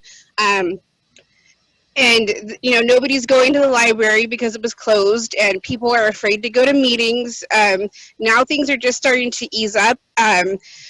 But there's a lack of outreach, even though, you know, I feel like that not even the bare minimum is really being done in some instances. I appreciate the meetings that, you know, were done in Hood, and those worked out well.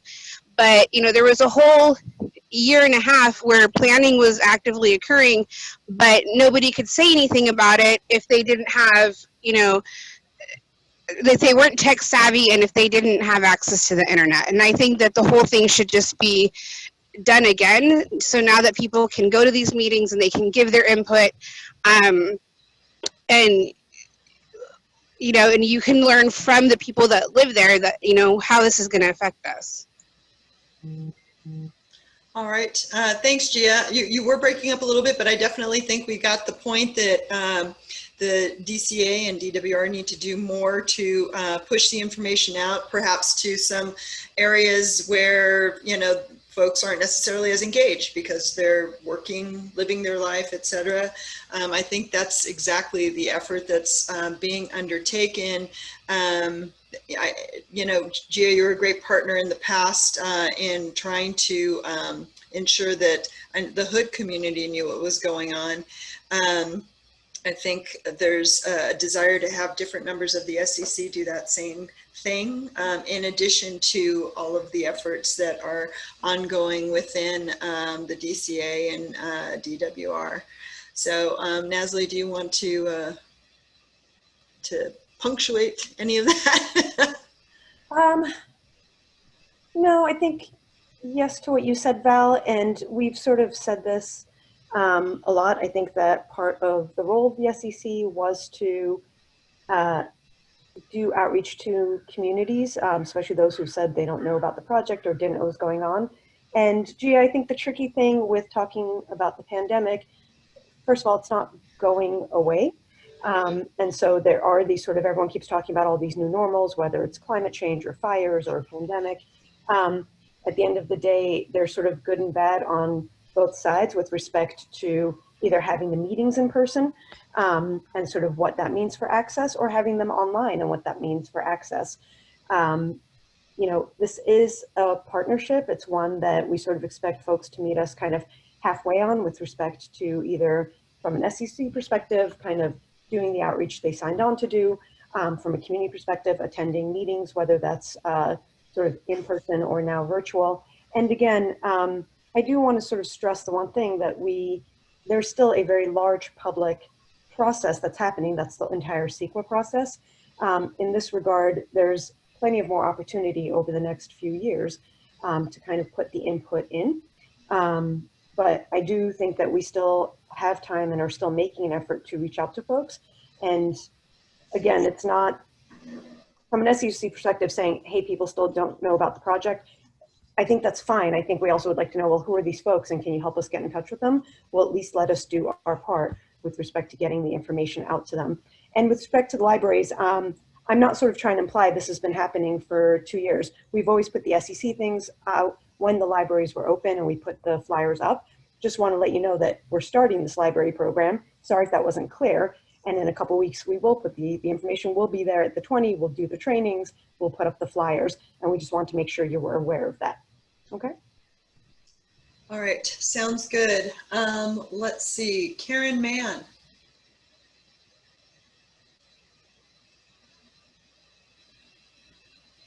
Well, hi there. Hi, Karen. I've had my hand up several times, and I think I got brushed over, but that's okay. Oh, I'm so sorry. You know what? Your hand definitely was not coming up. So maybe, but that time it did. So maybe, again, there have been some technical difficulties. I'm going to ask Jen to kind of lay that out in just a few minutes. But if you are putting your hand up and it's clear that I'm not seeing it, do me a favor and type in to chat. We hate using chat, but at least at this point, or physically put your hand up and I will call on you. So I am sorry if that happened. No problem. I'm short. I've got thick skin, so we'll get over it. So I've got a bunch of questions here, and so I'm going to wrap them all up at once, okay? And whoever wants to answer them can answer them. I'm not really picky. First of all, have we ever truly compared this potential project with another project that is similar to it? So in other words, is there any other tunnel projects of this magnitude of which we can draw the true air quality which actually occurred from the construction process? And so that would be a very interesting parallel. And then with that, it would seem to me that you would overlay the delta breezes. I don't know if any of you engineers ever boat or fish or water ski in the delta waterways. It can be blowing 20, 30 miles an hour in Rio Vista, and it could be quiet in Discovery Bay, or it can be blowing 40 miles an hour in Discovery Bay, and somewhere else is not going to get the wind. So, you know, I appreciate that you're looking at all the models, but I just want to be reassured that you're looking at all the communities, East Contra Costa County, like Brentwood, Byron, Discovery Bay, as well as Stockton, as well as up north, you know, the Clarksburg, there's the different areas. Along with that, may I also ask, I understand that you did your tests up to the fence line, but our schools and our homes are on the other side of the fence. And I'd like to know if any of that has been considered. Okay, so now let's go to the current situation, libraries.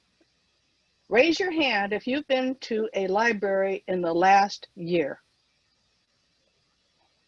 How about the last 3 years? Wait a minute, when was the last time you went to a library? And I'm asking that not to be a smart aleck, but in today's day of technology, going to the library to look at the encyclopedias, etc., for references has gone histoire because we have this thing called the internet. So since we have the internet, let's use it. Why aren't we reaching out to all the town managers, every single one that's involved in this particular project, even if they're adjacent? I'm talking Antioch, I'm talking Knightson, I'm talking Byron, I'm talking all the little towns around Stockton. So I think the town managers need to be a part of the outreach. The other people for outreach would be the chambers of commerce.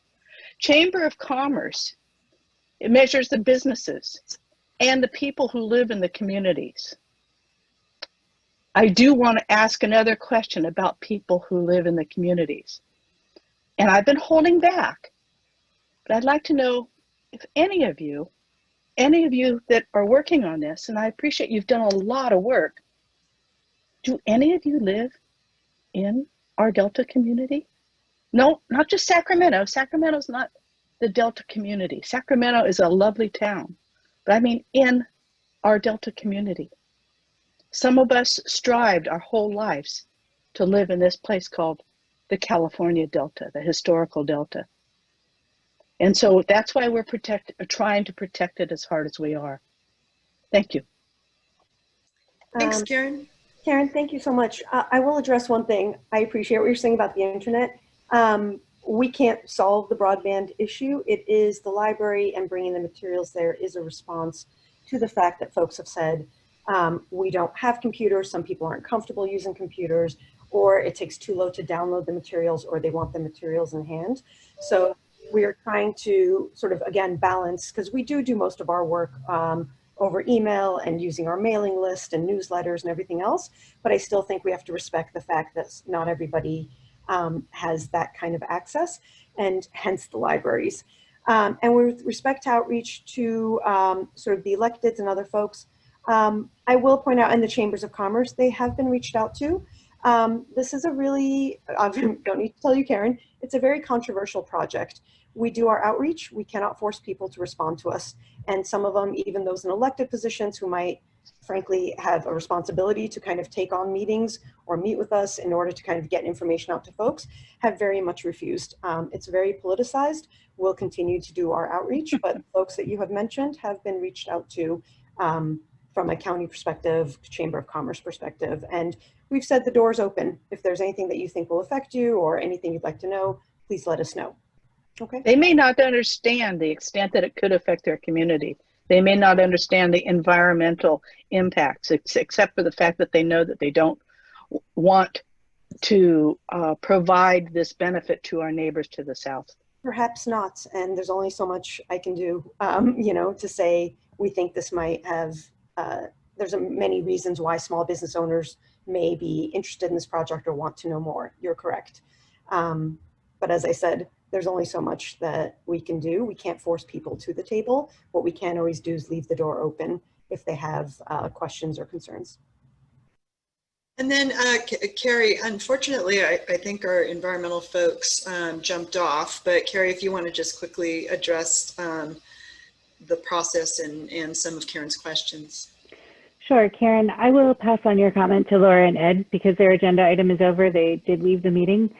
Just to reiterate, though, one of the things that Laura had said earlier is that they were describing a few subsets of the air quality analysis today. The fence line analysis is not the only analysis. We are looking at other impacts in other ways as well. That's just one component of the overall air quality study. Okay, great. Thank you, Carrie. And then Anna, you had just a closing comment. Yeah.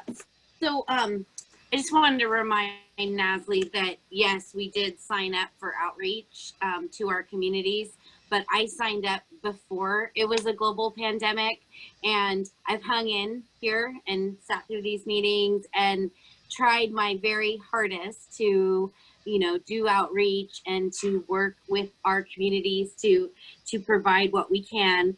And I think it just goes to the point that this committee asked to pause for this very reason. We told you that we were incapable of doing outreach at an effective rate when the pandemic hit, and we were overruled, and we were told that we will move forward regardless of a global pandemic. And so, you know, that was kind of a stab, Nasli, because we've really, I know personally I've tried, I know other members have tried in the current conditions and you know, working with a lot of different factors that we cannot control.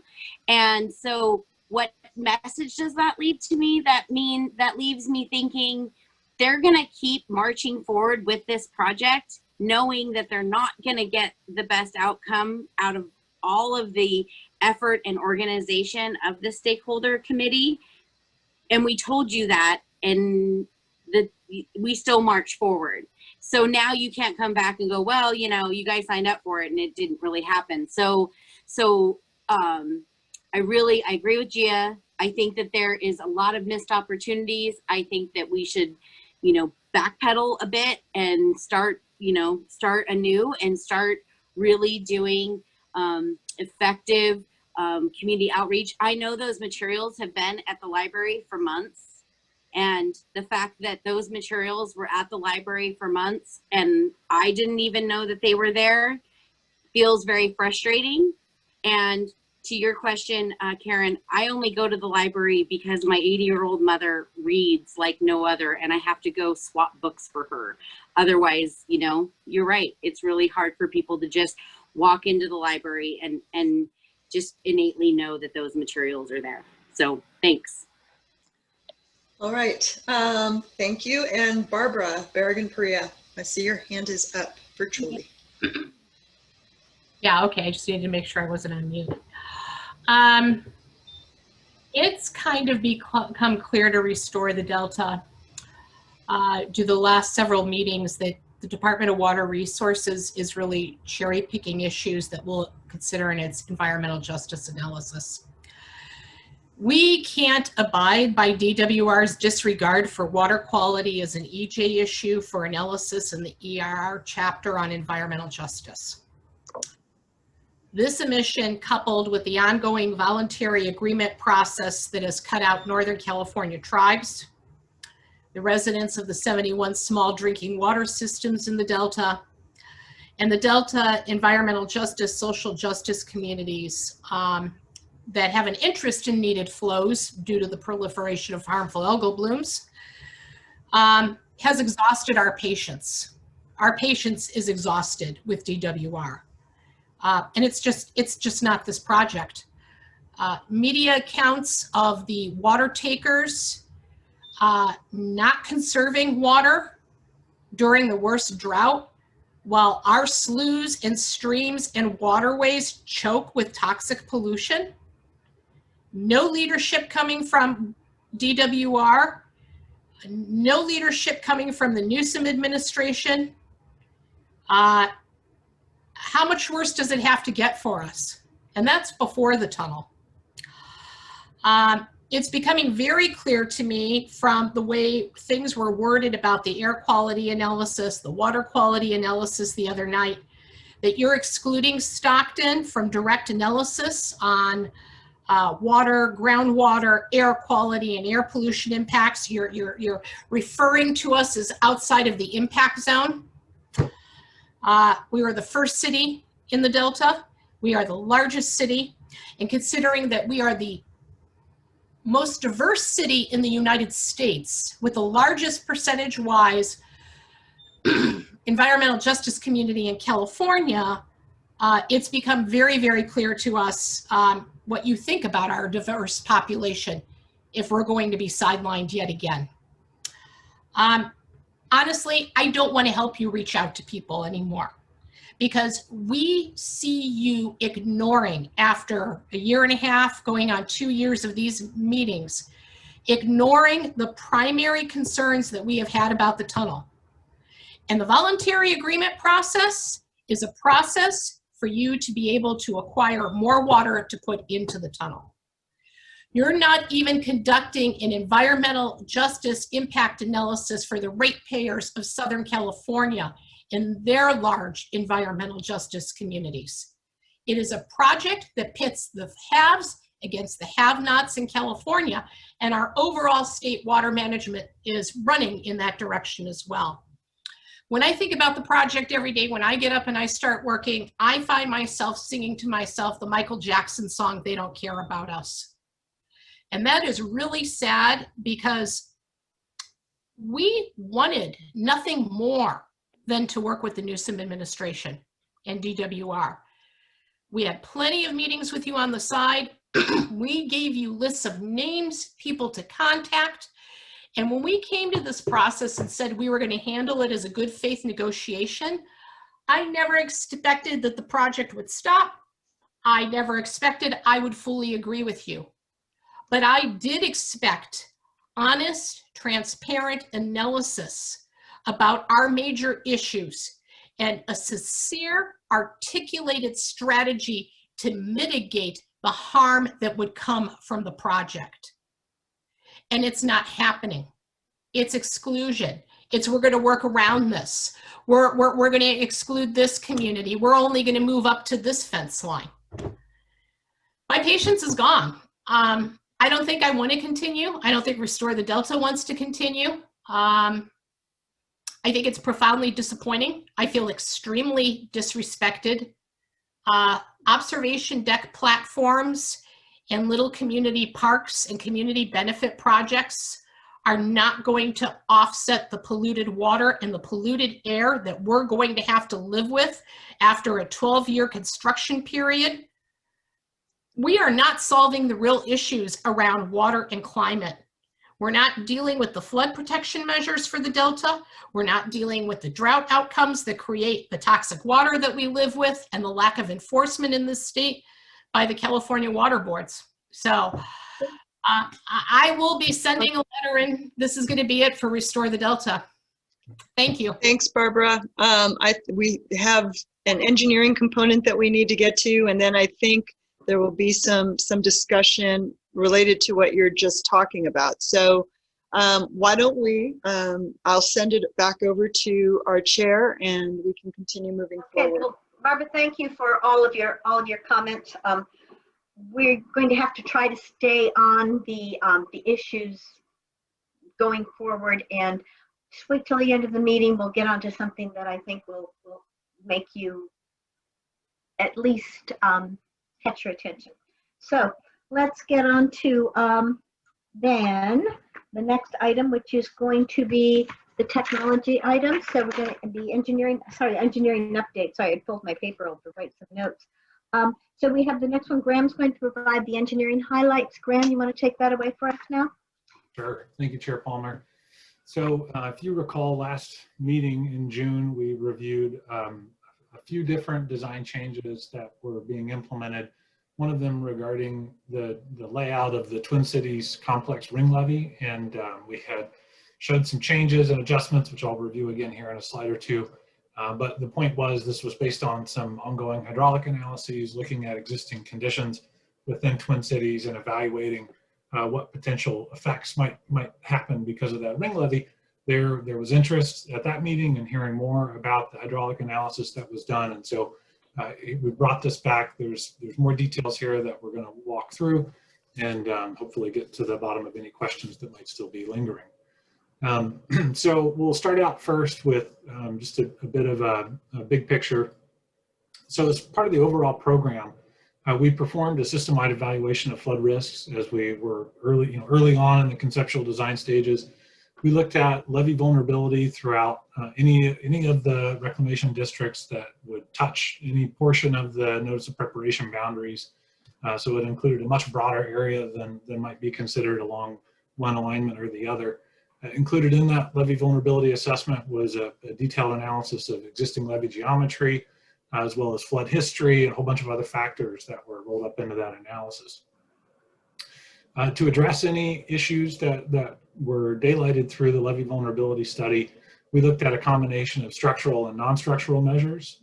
Non-structural measures aren't really the subject of this discussion, but just for reference, those would be things like emergency response training, coordination among various emergency response entities who might be responding to an emergency, coordination with the local reclamation districts, staff training for all potential construction workers or any activities that might be going on, just making sure that everything can be done to prepare for some kind of emergency that may show up.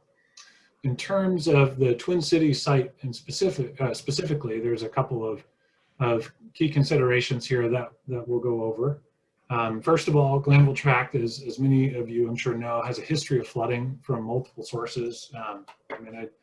I'll spend some time talking about that here in a slide or two, but I mean, the point is it is a complicated area. There are several different potential sources and historical sources of flooding within Glanville Tract.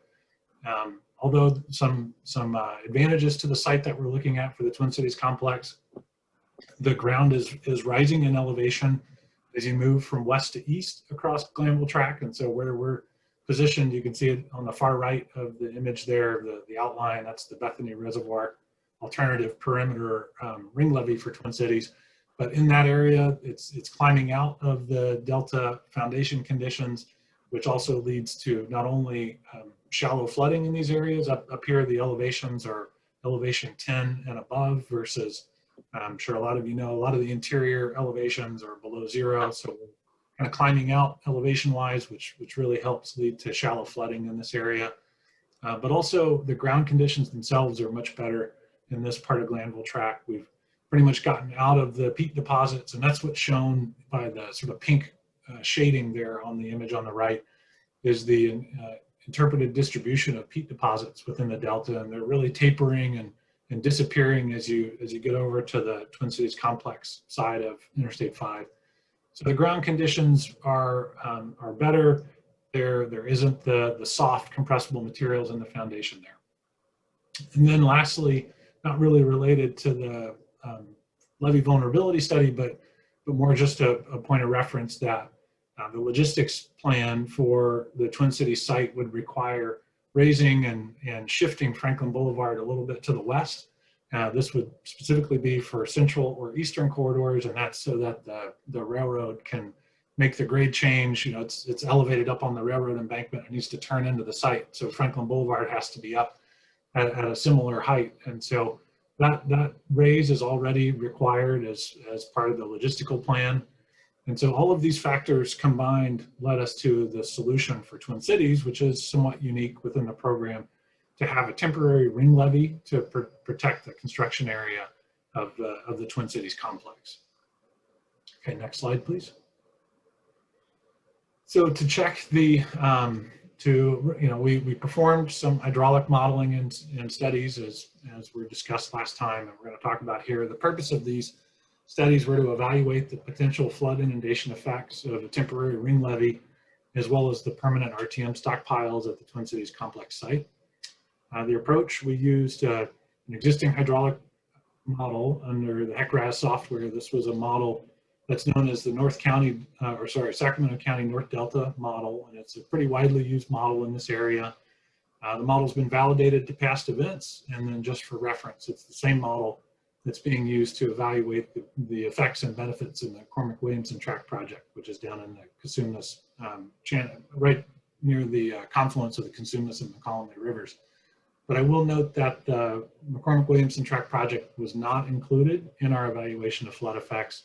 It's expected that would result, the McCormick-Williamson Tract project would result in some stage decreases upstream of that constriction there in McCormick-Williamson Tract, and could lessen some of the flood effects, particularly along the railroad embankment immediately adjacent to Twin Cities complex. We evaluated a 100-year runoff event. So this was the hydrologic event was a 1% annual exceedance probability. This was a runoff event also prepared for Sacramento County Department of Water Resources. Okay, next slide, please. So first, let's talk about existing conditions when we look at the hydraulic models. And so The image on the right is showing the depth of inundation. And so those computed flood depths are shown with a color scale. And so you can see the legend there on the image. The very shallow depths approaching 0 feet inundation are the very, very light blue. And then the darker blue colors are getting to deeper depths. And then you see the areas where the light blue tapers out and it transitions to more of the brown sort of bare earth type imagery. So that shows the limits of inundation. As it's getting shallower and shallower, it's getting brighter and brighter blue. So just to summarize some of the complexity I mentioned before, the Twin Cities complex location is shown there with the circle, but this depiction of inundation depths does not include that ring levee. So this is current conditions. The floodwaters move through the site and through a couple of different sources. They mainly enter the site from the north, and you see the arrow pointing to Lambert Road there, which is an existing road that's elevated. And so floodwaters enter Glanville Tract mainly by overtopping Lambert Road, although there is some that does flow in from the east as well, either through or overtopping that adjacent railroad embankment. How the water gets to the north side of Lambert Road, again, there's a couple of sources. One is it flows down through Stone Lakes coming from the Morrison Creek group, which is all runoff from Elk Grove and all urban development north of the area. A lot of that water flows in from those areas into Stone Lakes, flows down through the site, and then hits the perimeter levee there that's represented by Lambert Road. And in some cases, some of it flows over Lambert Road into the area of the Twin Cities complex. Similarly, another way water gets backed up on the north side of Lambert Road is through Snodgrass Slough, which is shown there on the left side of the image, the very, very dark blue that's sort of meandering its way up there. And so it goes through a tight constriction there and then starts pushing water up to the north side of Lambert Road as well. So the combined effects of the Morrison Creek group or Snodgrass, depending on the specific storm, really help to deepen or push water and create that backup on the north side of Lambert Road. But in looking at conditions of our site, there's a couple of other considerations. Because of the elevation change and the height of the elevation, the water flows generally south across the site, south and west. It stacks up against I-5 and then flows through a series of culverts under I-5 and then sort of concentrating down into the southwestern corner of Glanville Tract. So water kind of moves through Glanville Tract in a sort of a circle, kind of a clockwise circle. And but the flooding in the Twin Cities complex area is very shallow. Average flooding depth within the area would be about 2 feet. But you can see the areas where it gets a lot deeper as you move through the west to lower elevation areas. Next slide, please. So this is just a reminder of the reconfiguration that I showed last meeting. The original configuration is shown with the dashed line there, so you can see that there were a couple changes made. The upper image is for the central and eastern corridor ring levee, and then the lower right is for Bethany Reservoir alternative. So a couple of key changes there. Based on the hydraulic modeling, we removed the levee connection to the Dearson Road earth ramp. So that was originally the tie-in for the ring levee to connect to that ramp and be continuous. Instead, we've had to pull that connection back and use a closure structure along Dearson Road there if there were to be a flood event in the area. This was needed, and then also before I get there, on the lower right hand, you can see the original dash line went very close to Interstate 5, and that's been shifted back to the solid line to again pull back from I-5. So the point there was to create more space between the western side of the ring levee and I-5. That's necessary to allow the shallow overland flow to move around the site as it naturally does following topography and get down to those existing culverts under I-5. So those revisions have been incorporated, and that's what the revised layout of the ring levee is what we're going to talk about here in the next slide. Next slide, please. So now to summarize the results of the analyses with the ring levee in place. So I'm showing you the most conservative scenario, which is the Bethany ring levee. It has the largest footprint in terms of the overall site size and the length of perimeter ring levee around the site. And then, so looking at the right, let's talk through a couple of other points here. So you see Bethany Ring Levee, and then you see Lambert Road identified there a little bit further to the north. Then there's 2 reference points that are called out, and there's plots of the water surface elevation that go along with those reference points. And so we'll talk about those here in the next couple of bullets.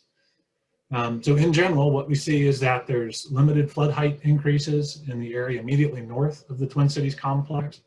And so that's represented by the lower point on the figure and that lower graph on the figure. And so for reference, the flood depth for a 100-year event would be 0.6 feet at that location, and that's increased by 0.4 feet up to an inundation depth of 1 foot at the reference point. So it's increased by less than half a foot at that location. But as you move to the north side of Lambert Road, which is indicated by the upper plot, there's 0 change in the response of the flood hydrograph. And so what stage the flood inundation would reach and the timing of that is completely identical between the existing conditions and conditions once you include the ring levee in. The overall increase in the inundation area is about 10 acres, and that's all limited to the area there that's flagged at sort of a pinky purple color along the fringe of the inundation area, and right where it's transitioning to the dry area. So that's the that's the increase of the inundation zone as a result of the temporary ring levee.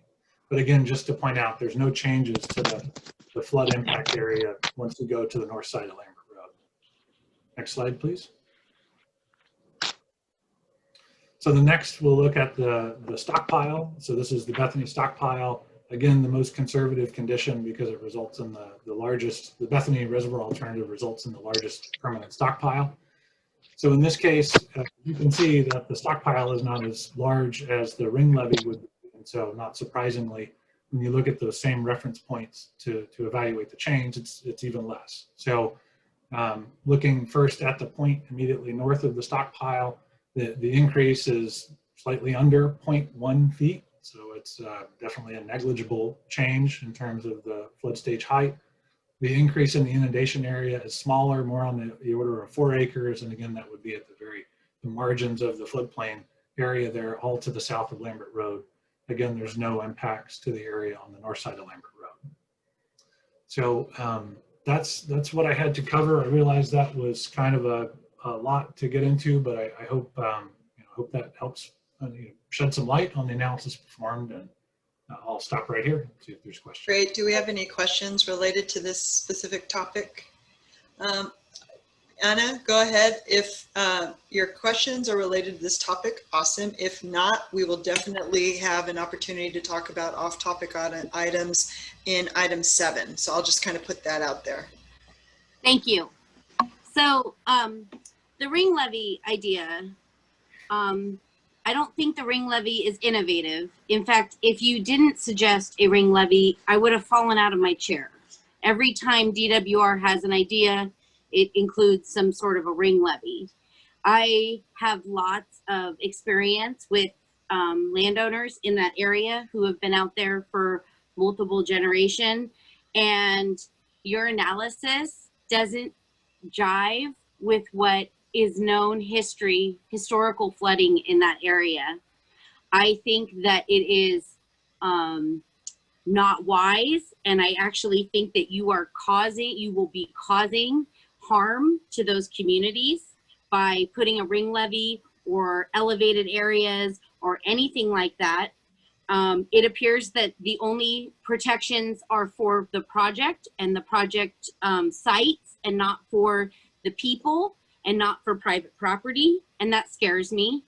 As what we said with the previous information about air quality, this is not factoring in this accelerated effects of climate change. And so what I think is going to happen, and I'm not a hydrologist, but I think that we will see increased tropical, the Pineapple Express is coming and dumping tons of water on the valley, and you will have created a terrible, terrible situation there with a ring levee and or a elevated area. And I really think that that wasn't a clear thing that was in those, that wasn't a clear idea that was in those public meetings that were held in Point Pleasant. A lot of the landowners didn't really understand that was your intention. So I would try to be clearer with the people.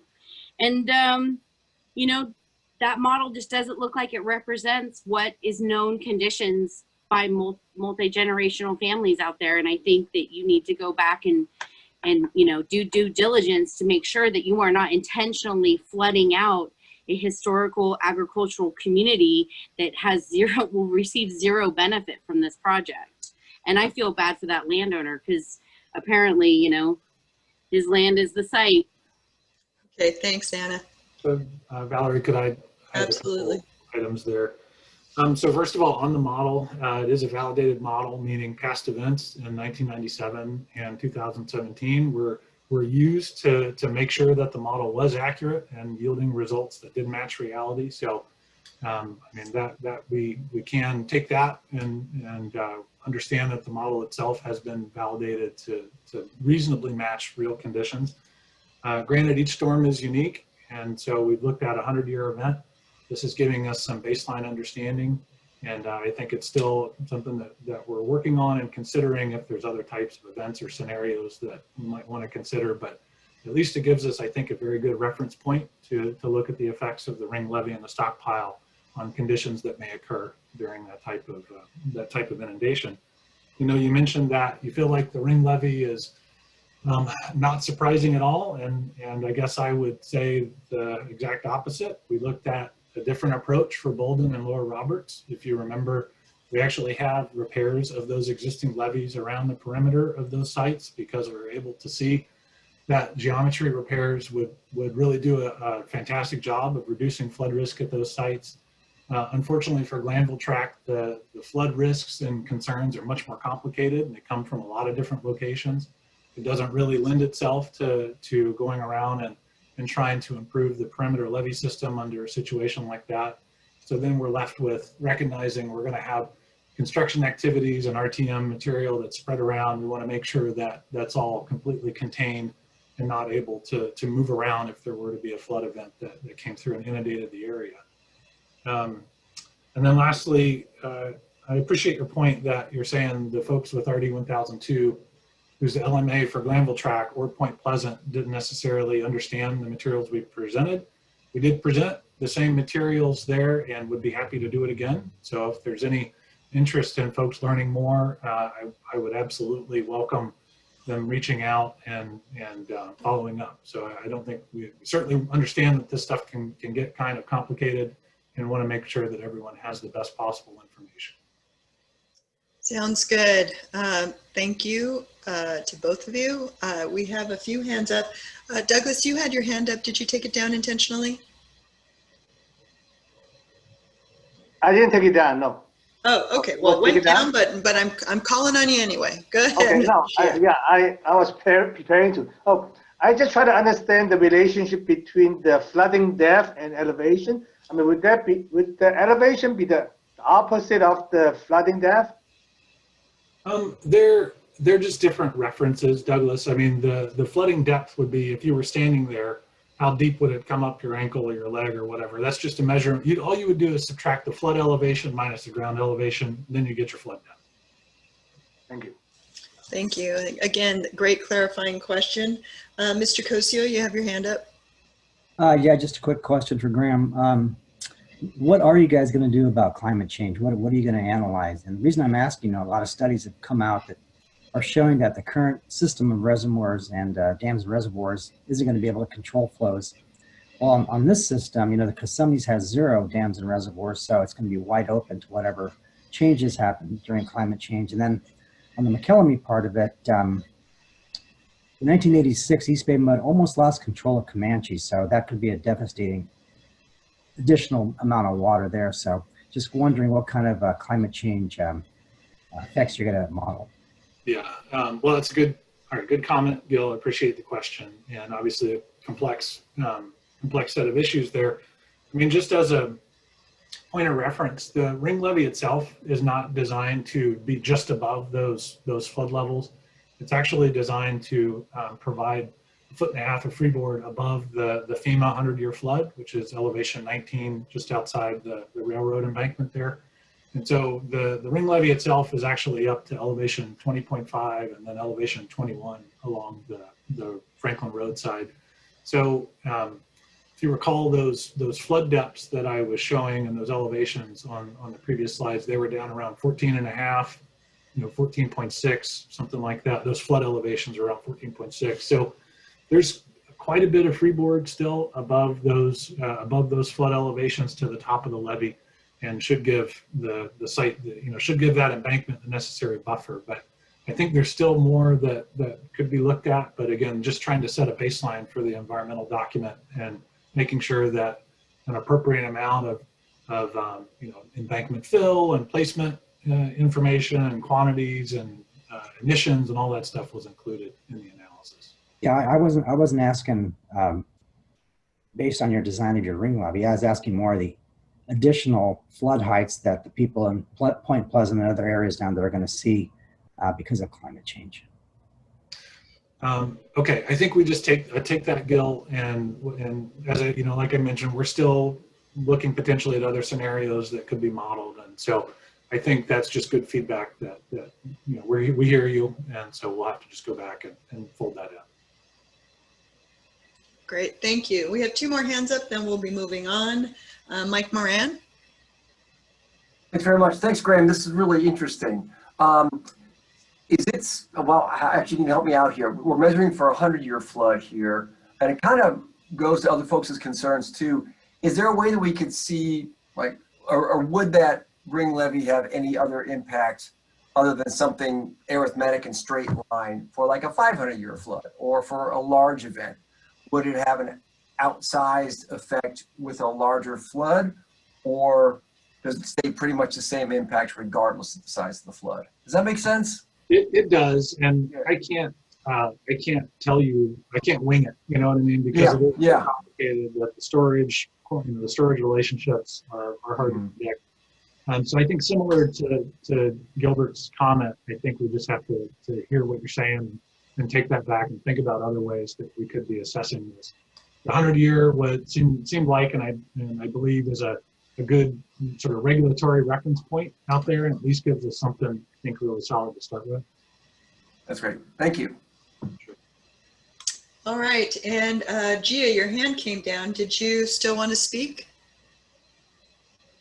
No, I'm okay. Thank you. Okay.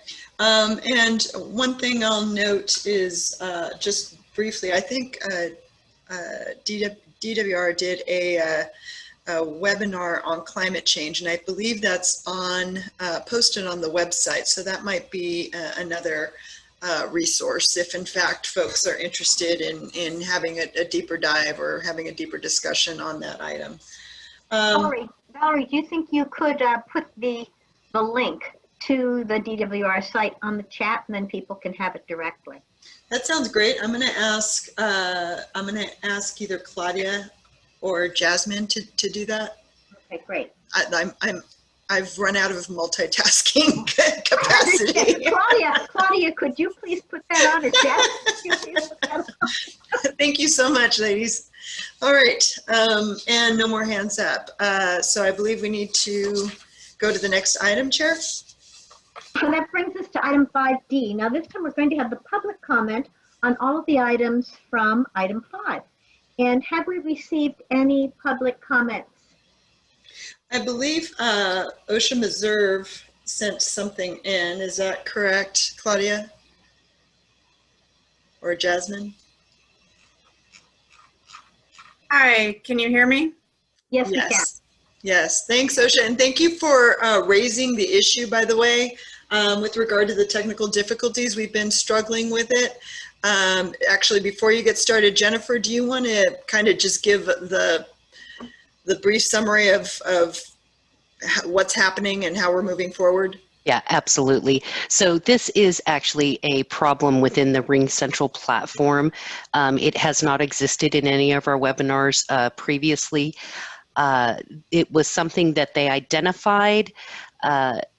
It was not able to be fixed on the fly during a meeting. I do have a ticket open for root cause analysis, so we don't anticipate going forward that this will be a problem. For anybody who's trying to see more of the participants, there is a little 2-line vertical bar next to the presentation. If you drag that to the left or right, you'll see that you can see more or less. I admit it's not a perfect solution. You can't necessarily see everybody, but you should at least be able to see the presenter and the slide. So. Thanks so much, Jennifer. And again, OSHA, thank you for raising that. And we all apologize for, I think there's frustration all across the board, including with some of the staff who's navigating with this at all. So it's hitting everyone. So apologies, but again, OSHA, go ahead. You have 3 minutes. Okay, yeah, no, I appreciate you guys addressing it. Yeah, just to explain, you know, when I signed on, it was just odd because I couldn't see who was participating in the meeting, which typically I can. And, sure. And I should be able, I think that a public meeting, and to the extent we're trying to replicate that here in this virtual format, part of that is that we can see all of the staff who are participating, of course, and then here the SEC members. And I believe there should also be a list of the members of the public available on some kind of bar, so you can kind of, so that it has the feel, at least in part, of a regular meeting. And I have this same concern with, I think one of the webinars that was done previously where the public is blocked out from seeing anything but what the DCA may choose for people to see. And I just object to that kind of curation because I think it cuts against the open and transparent process that DCA says it's pursuing. So anyway, I understand there's technical difficulties, and I did drag my thing to the edge, and it makes it so I can see more squares. Although I still think I can't see, you know, who as a member of public is participating, which I think unless somebody is, you know, asking to be secret because of some kind of privacy or, you know, some special concern, I think makes sense. But anyway, so I assume we'll get that fixed for the next meeting. One comment I had on the air quality, I was a little confused about. Just the presentation was basically talking about, you know, kind of methodology. And then a question was asked by a DCA member about, hey, what's the actual results that you got? And the answer, I believe, was that those results were not yet available. Yet at the same time, a later answer from the ICF consultant said that the models had been run and the analysis already done. So maybe I missed something, but I feel that if some kind of air quality analysis has been done that, you know, does have, even if preliminary results, you know, and if DCA is trying to describe the air quality implications to the public here at this meeting, I think that should be disclosed or made available later. It didn't jive with me that it was both had not been done yet had already been done.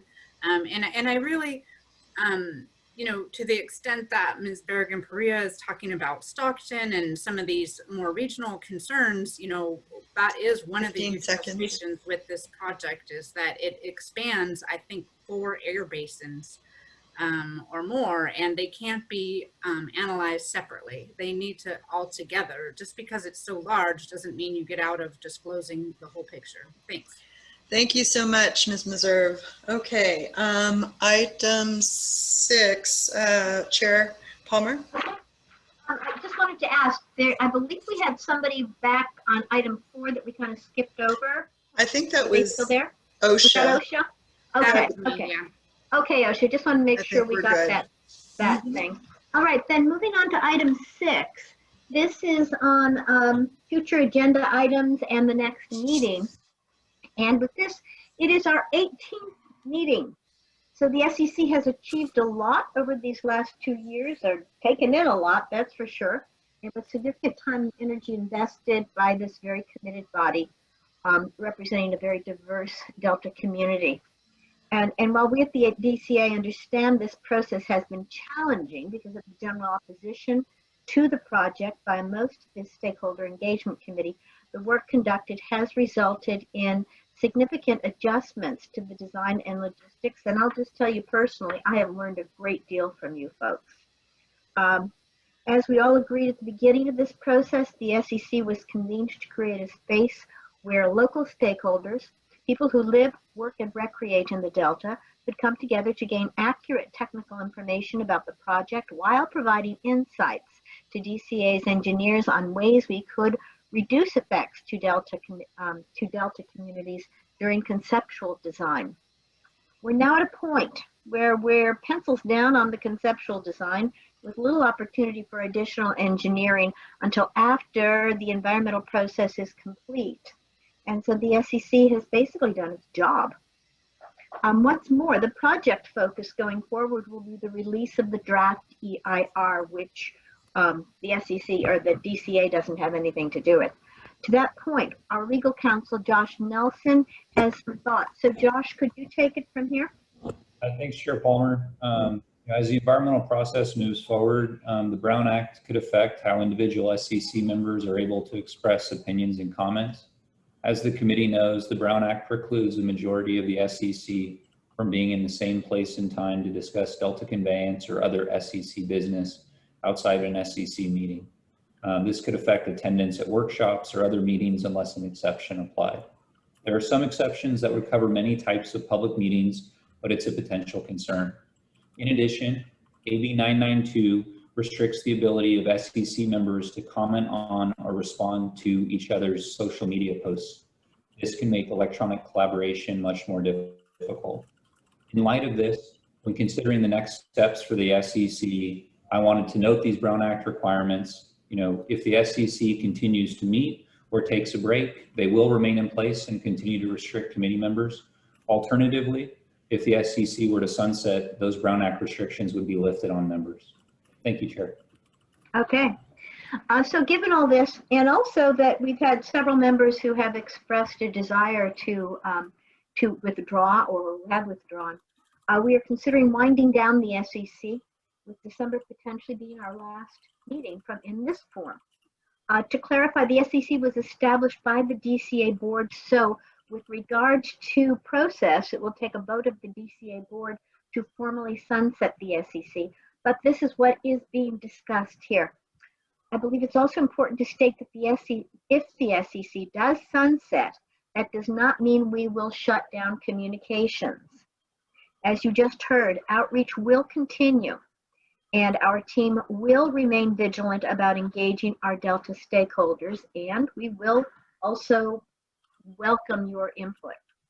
Additionally, there will be continued engagement opportunities through the CEQA process, future design stages if a project is approved, and community benefits.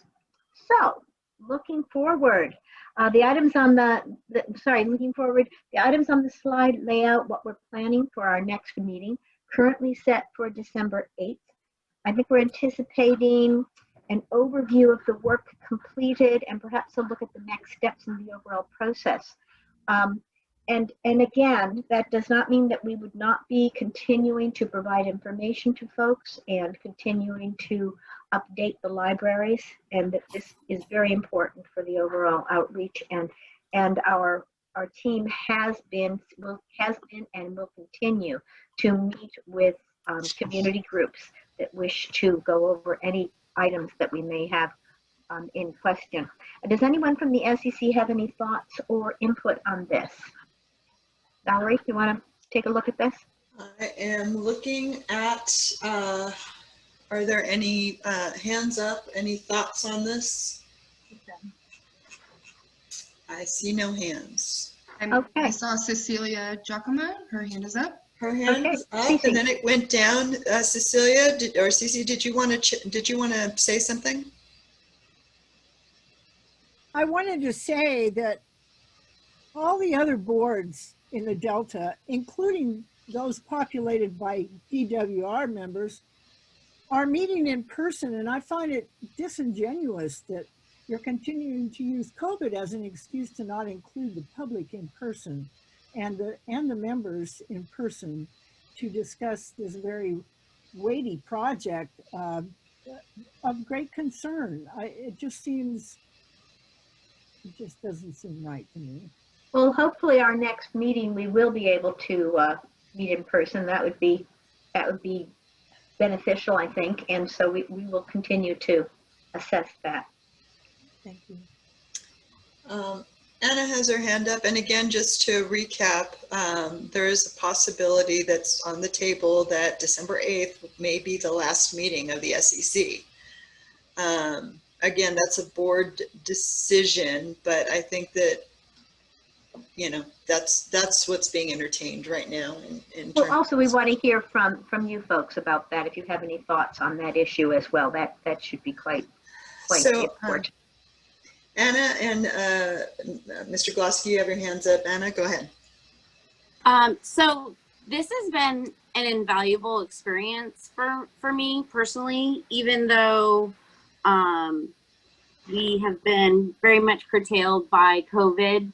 I have learned a lot from the presentations and learned a lot about, you know, the ideas behind the project. And I think it's a shame to cut off an opportunity for the public to engage with you guys and your process and your thinking. And, you know, I'm gonna put on my taxpayer hat and say that you guys should be interacting with the public, because ultimately we're the ones who are going to pay for this project.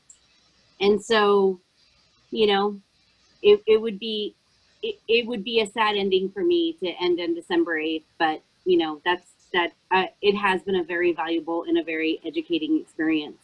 So that's it. May I just wanted to add something here. One of the things that we did discuss, and again, this is not engraved in stone or anything, was that right now, if we're not doing any real engineering, you know, until the CEQA analysis is done, and there is a point that one could have another SEC group come forward, but at this point, it kind of frees you to be able to get around the issues of the Brown Act. Well, not get around, but not have to be constrained by issues of the Brown Act, I think, as Josh has mentioned, and especially during the CEQA commenting period. And so this is not to say that we would not want to, I wouldn't say reconvene, but well, maybe reconvene is the word, but we wouldn't want to have the SEC come back into play after we go through this period, and come again to be starting to do more design and engineering work after a route has been chosen and the CEQA has been done, and the no alternative also analyzed. Okay, Mr. Glosky. Yes, it has been a valuable process. I think it's a bit unfortunate that it would be ending, and if it was valuable early on with the earlier pieces of information flowing back and forth, I'm not so sure why it would be less valuable now. And I kind of wonder, you know, what's changed or what was, you know, driving this. And I know, you know, Catherine left, and it kind of makes me wonder whether, you know, that she was an early driver and maybe just the new team was less interested in this. I would like to know if the DCA board votes that it's going to be ending. It would be great. Maybe everyone should get notice of that, and then we can, maybe you don't even need to have a December meeting. So I'm not sure what would go on there.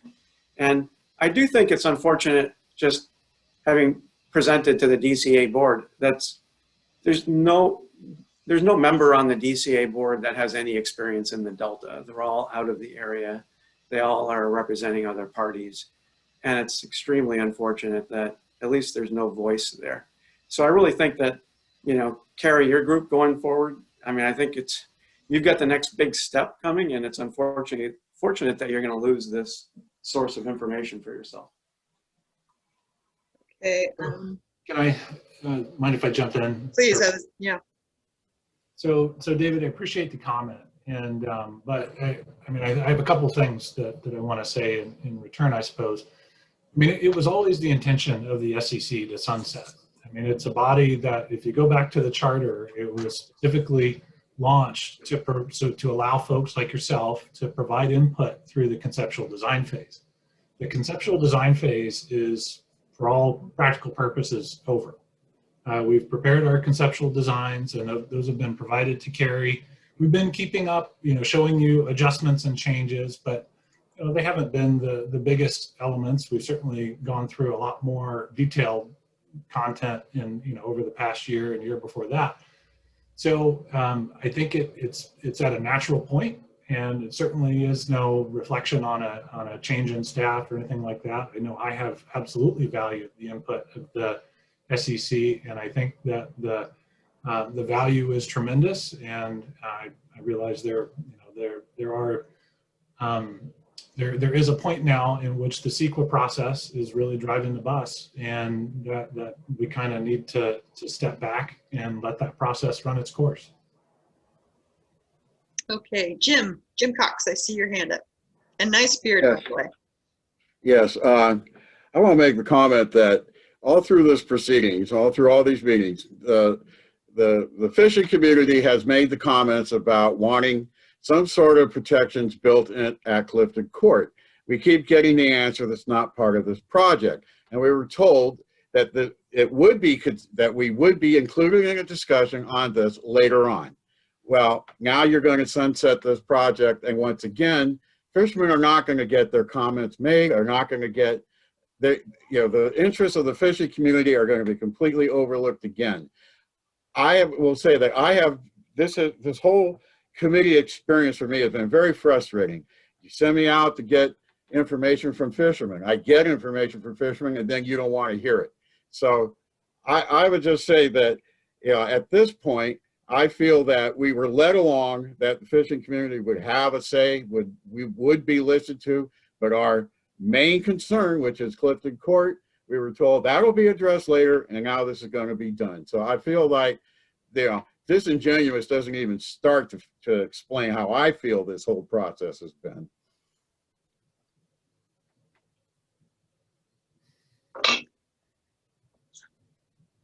Okay, Jim, I am sorry that you feel that way. We definitely, again, as we've been talking about potentially having outreach meetings, perhaps it's a good opportunity to sit down and do an outreach meeting with some of the fishermen actually where they are. That might be an option. That's definitely something that can be discussed if that's something you're comfortable with. Well, I don't really even see the value of that when every time we raise a concern, we're told it's not part of this project. And so I just don't even see how that's going to do anything either. I really don't even see why you had somebody representing fishing on this committee, but you haven't listened to what I've been saying at all.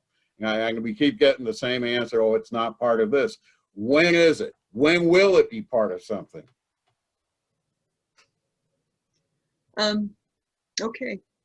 Carrie, do you want to address no?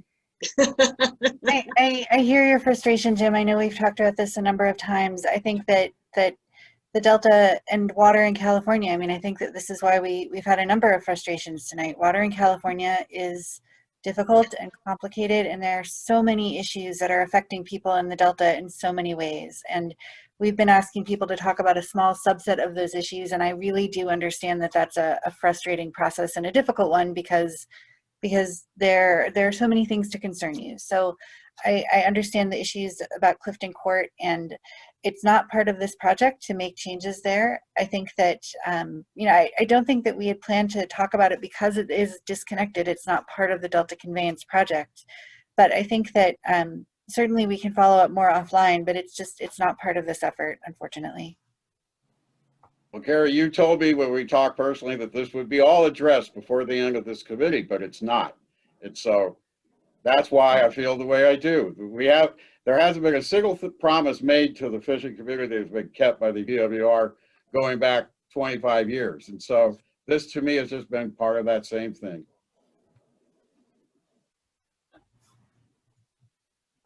Okay, we have a couple other hands up. Vice Chair Barbara Keegan.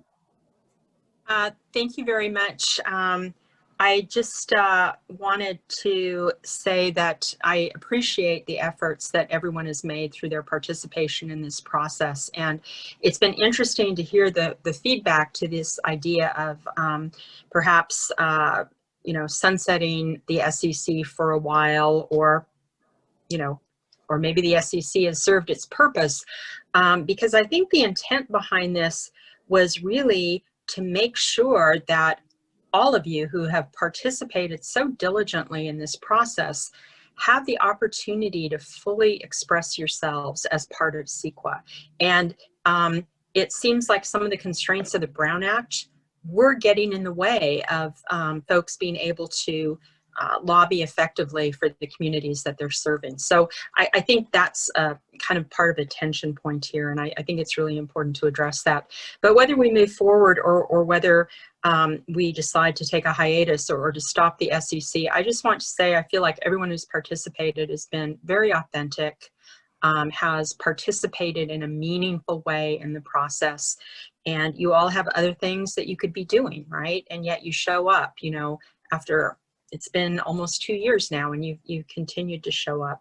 I would like to clarify one thing though, because I've heard several people at this meeting and other meetings say that there's no connection with the Delta by any of the people on the other side of the table.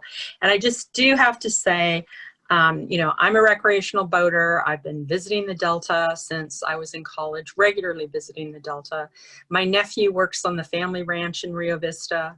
My husband and I, before we got married, our first vacation was to the Delta, where we ran aground in Potato Slough. So I do have some connection with the Delta community, and I am, you know, an alternate on the DCA board, and I'm the co-chair here on this committee. So I may not speak up as much as some other people, but I can assure you I make my my interests and my concerns known to staff, whether it's, you know, our recreational boaters being adequately addressed, and, you know, that's a different community, or maybe an overlapping community with the fishermen. So I just did kind of want to throw that out there. And again, very, very much appreciate what everyone has brought to the table with this, and want to make sure that we continue to get the feedback from you and others as the CEQA process moves forward. So thanks again.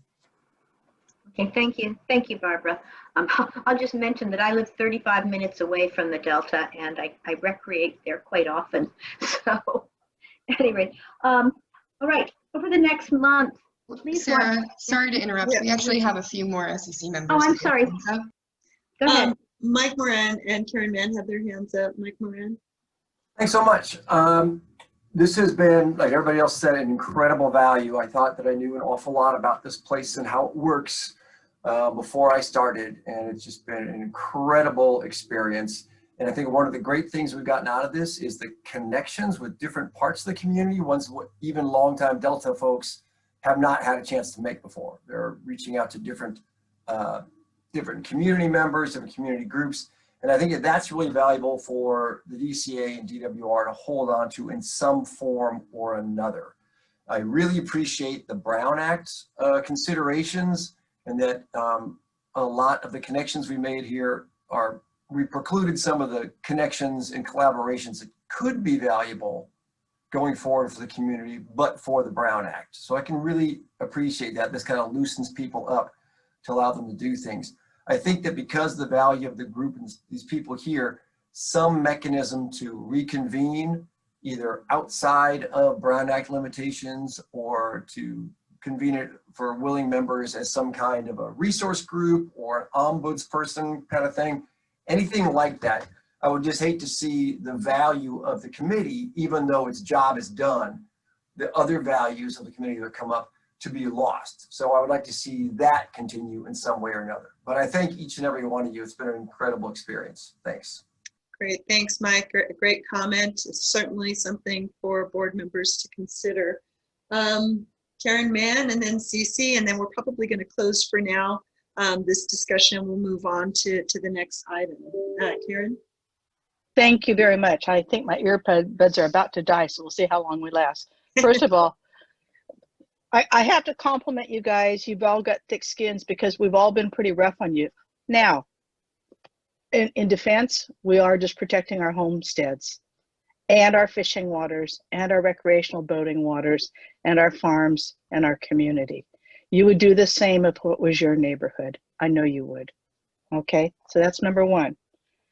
Well, and yes, you're passionate when it's about your own home. I'm sorry.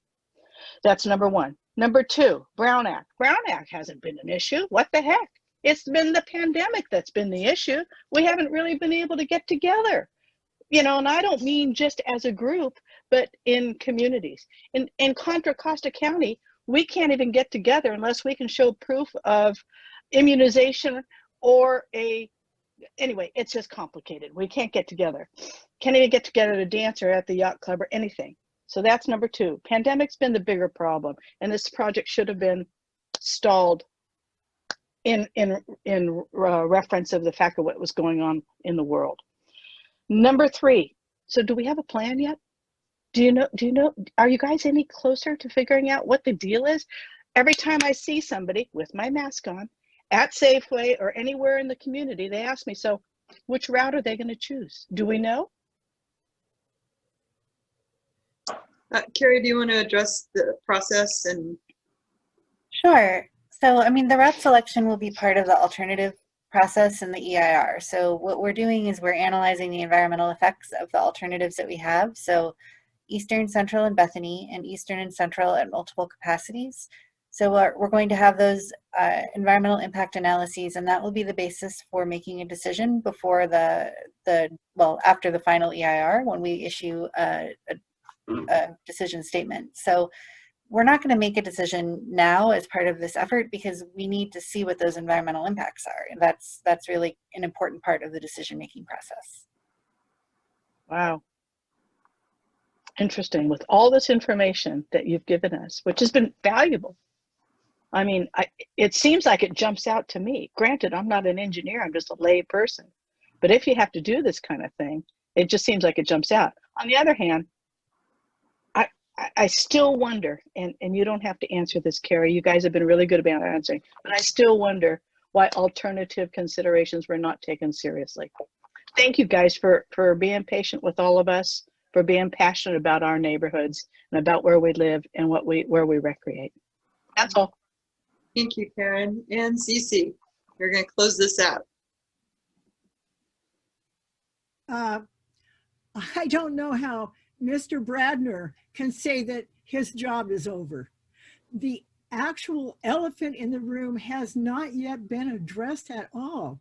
We are in the midst of a historic and exponentially accelerating drought that has rendered the land, for sure, where I live on Sherman Island, so dry that it's cracking open. There are cracks all over.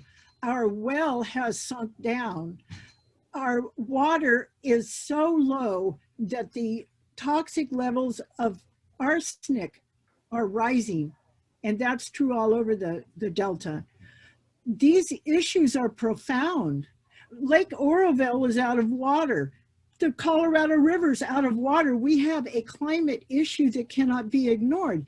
And the conditions now in the Delta are due not just to that, but also to the overdrafting that has gone on for decades before this time. And you want to take more water out? You want to divert what little we have left coming down the river underground to go south? That's incredible. Please address this issue. This is the real issue happening in the Delta with water. Thanks, Cece. Valerie, do you mind? Of course. Cece, I have the same concerns. You know, I live here too, and I understand and see all of the same traumatic things going on in the world, and I have a lot of the same concerns. I by no means think that our job is done. My point is that we've reached a stage in the conceptual design of the Delta Conveyance project where we've provided those details to Carrie's team, and she's going through the analysis.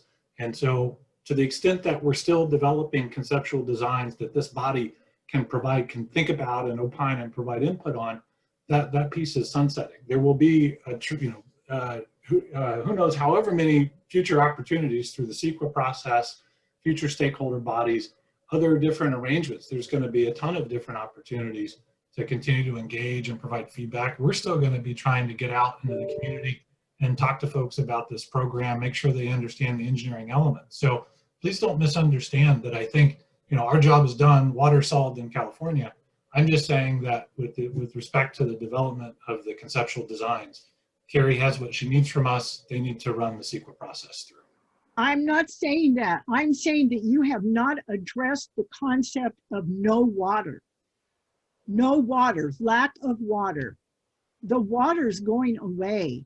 We're at a critical stage now. And through all of this engineering and design, that issue has never been addressed. And that's huge. That's the overriding issue. That's what I'm saying. Thank you for the clarification, CC. Okay, so moving forward, again, we're looking at the items for the agenda that Chair Palmer mentioned earlier, as well as the overall review of current configurations.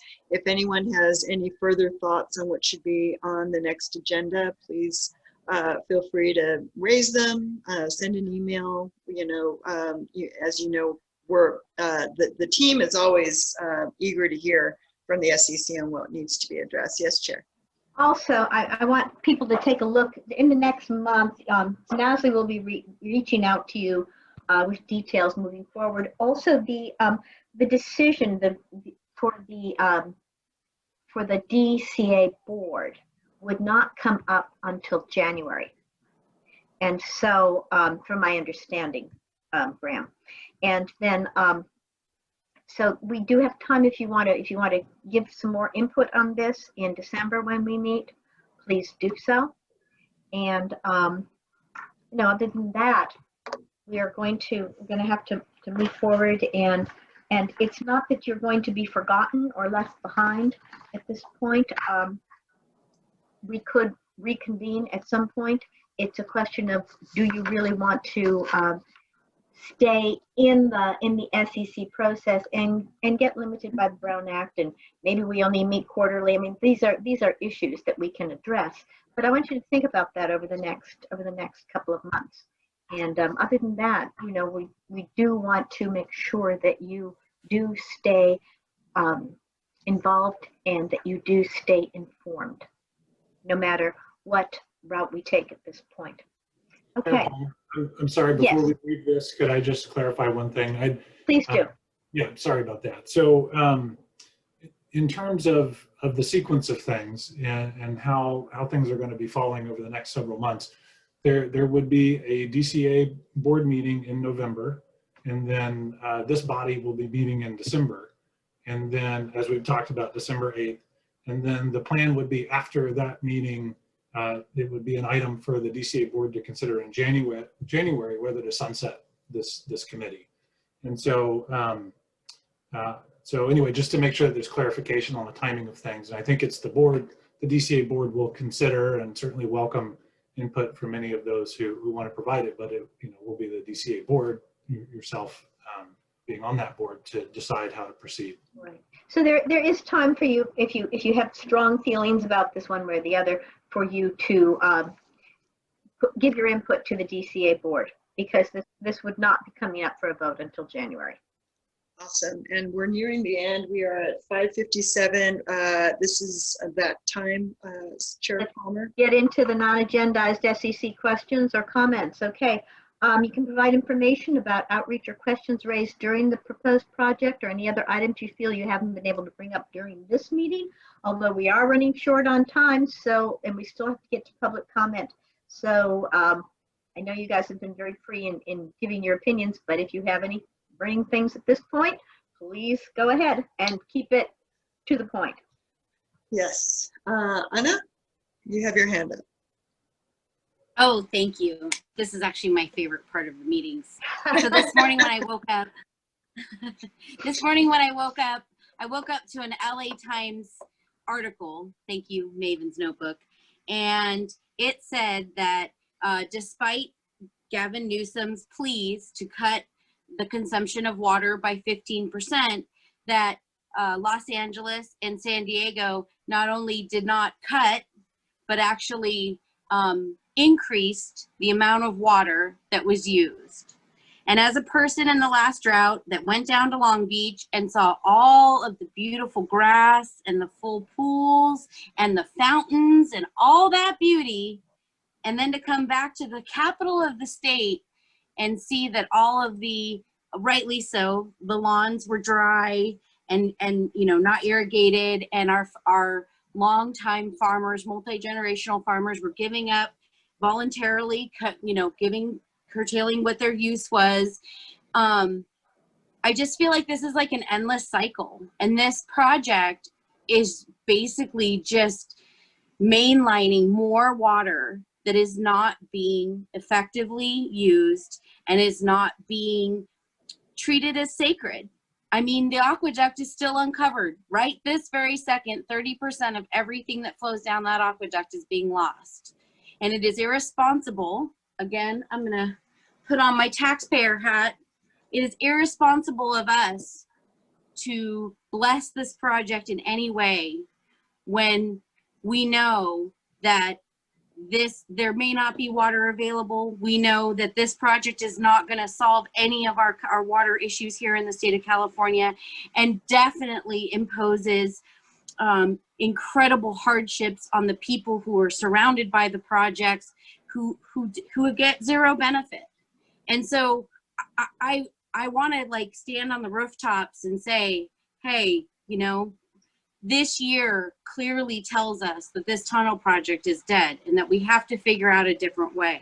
When the Delta Water Master tells the farmers out here, yeah, you can keep irrigating until there's no more water, the experts all can see what's happening, and it's time for this project to face realities. This is an old project with old plans. It is outdated, antiquated. This project design is older than me, and I'm 44 years old.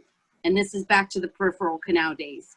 We need to stop relying on the idea that this is actually misplaced rain and that it is our duty to overcome Mother Nature and try and send water into the desert.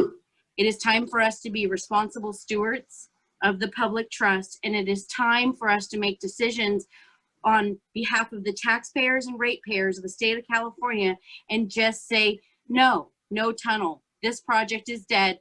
We need to go focus. All this energy that you guys have, you guys can solve this problem if your focus goes out of the tunnel vision. You can solve this problem. We're smart enough, we have innovation, but we're focusing on something that has absolutely no value, and every single day that passes and goes into this drought, it becomes clearer and clearer to more of the people of the state of California. Why build a tunnel if potentially there's not going to be water? So thank you for my last statement. Have a good night. Thanks. Gia? And I'll note that it's 6:01 and I'm concerned we're going to be losing folks and we'll lose a quorum, and that'll be a whole nother issue. So Gia? I just want to quickly piggyback off of what Anna said. We really need to start looking at something that's way more sustainable than this. I mean, you're planning on wiping out, you know, an ecosystem for something that might not even be usable. And as a taxpayer, that's concerning. As somebody that's looking at this as impending doom, it's even more problematic. Thank you, Valerie. Thank you, Gia. All right, guys. So Chair Palmer. Okay, then let's move on to public comment, item number 8. I believe OSHA's the only one who submitted any information. OSHA, do you still want to? I might mention this is on non-agendized items only, so don't go back and revisit. We're on non-agendized items. Thank you. Yes. OSHA, did you still want to speak? OSHA only had public comment on the previous item 5. Oh, okay. I'm sorry. I was told that it was item 8. Okay, we're on item 8, public comments on non-agendized items. Do we have any speakers? Okay. So and not doing that? There okay. You go. So back to our next meeting and adjournment. As noted, our next meeting will be December 8th at 3 p.m. Hopefully we could do this in person. That would be delightful. And so with that, thank you for your involvement and commitment to your communities. Again, think about what we're talking about here. Get your opinions out to the board if need be. And we appreciate the time you invest in each meeting. We are adjourned.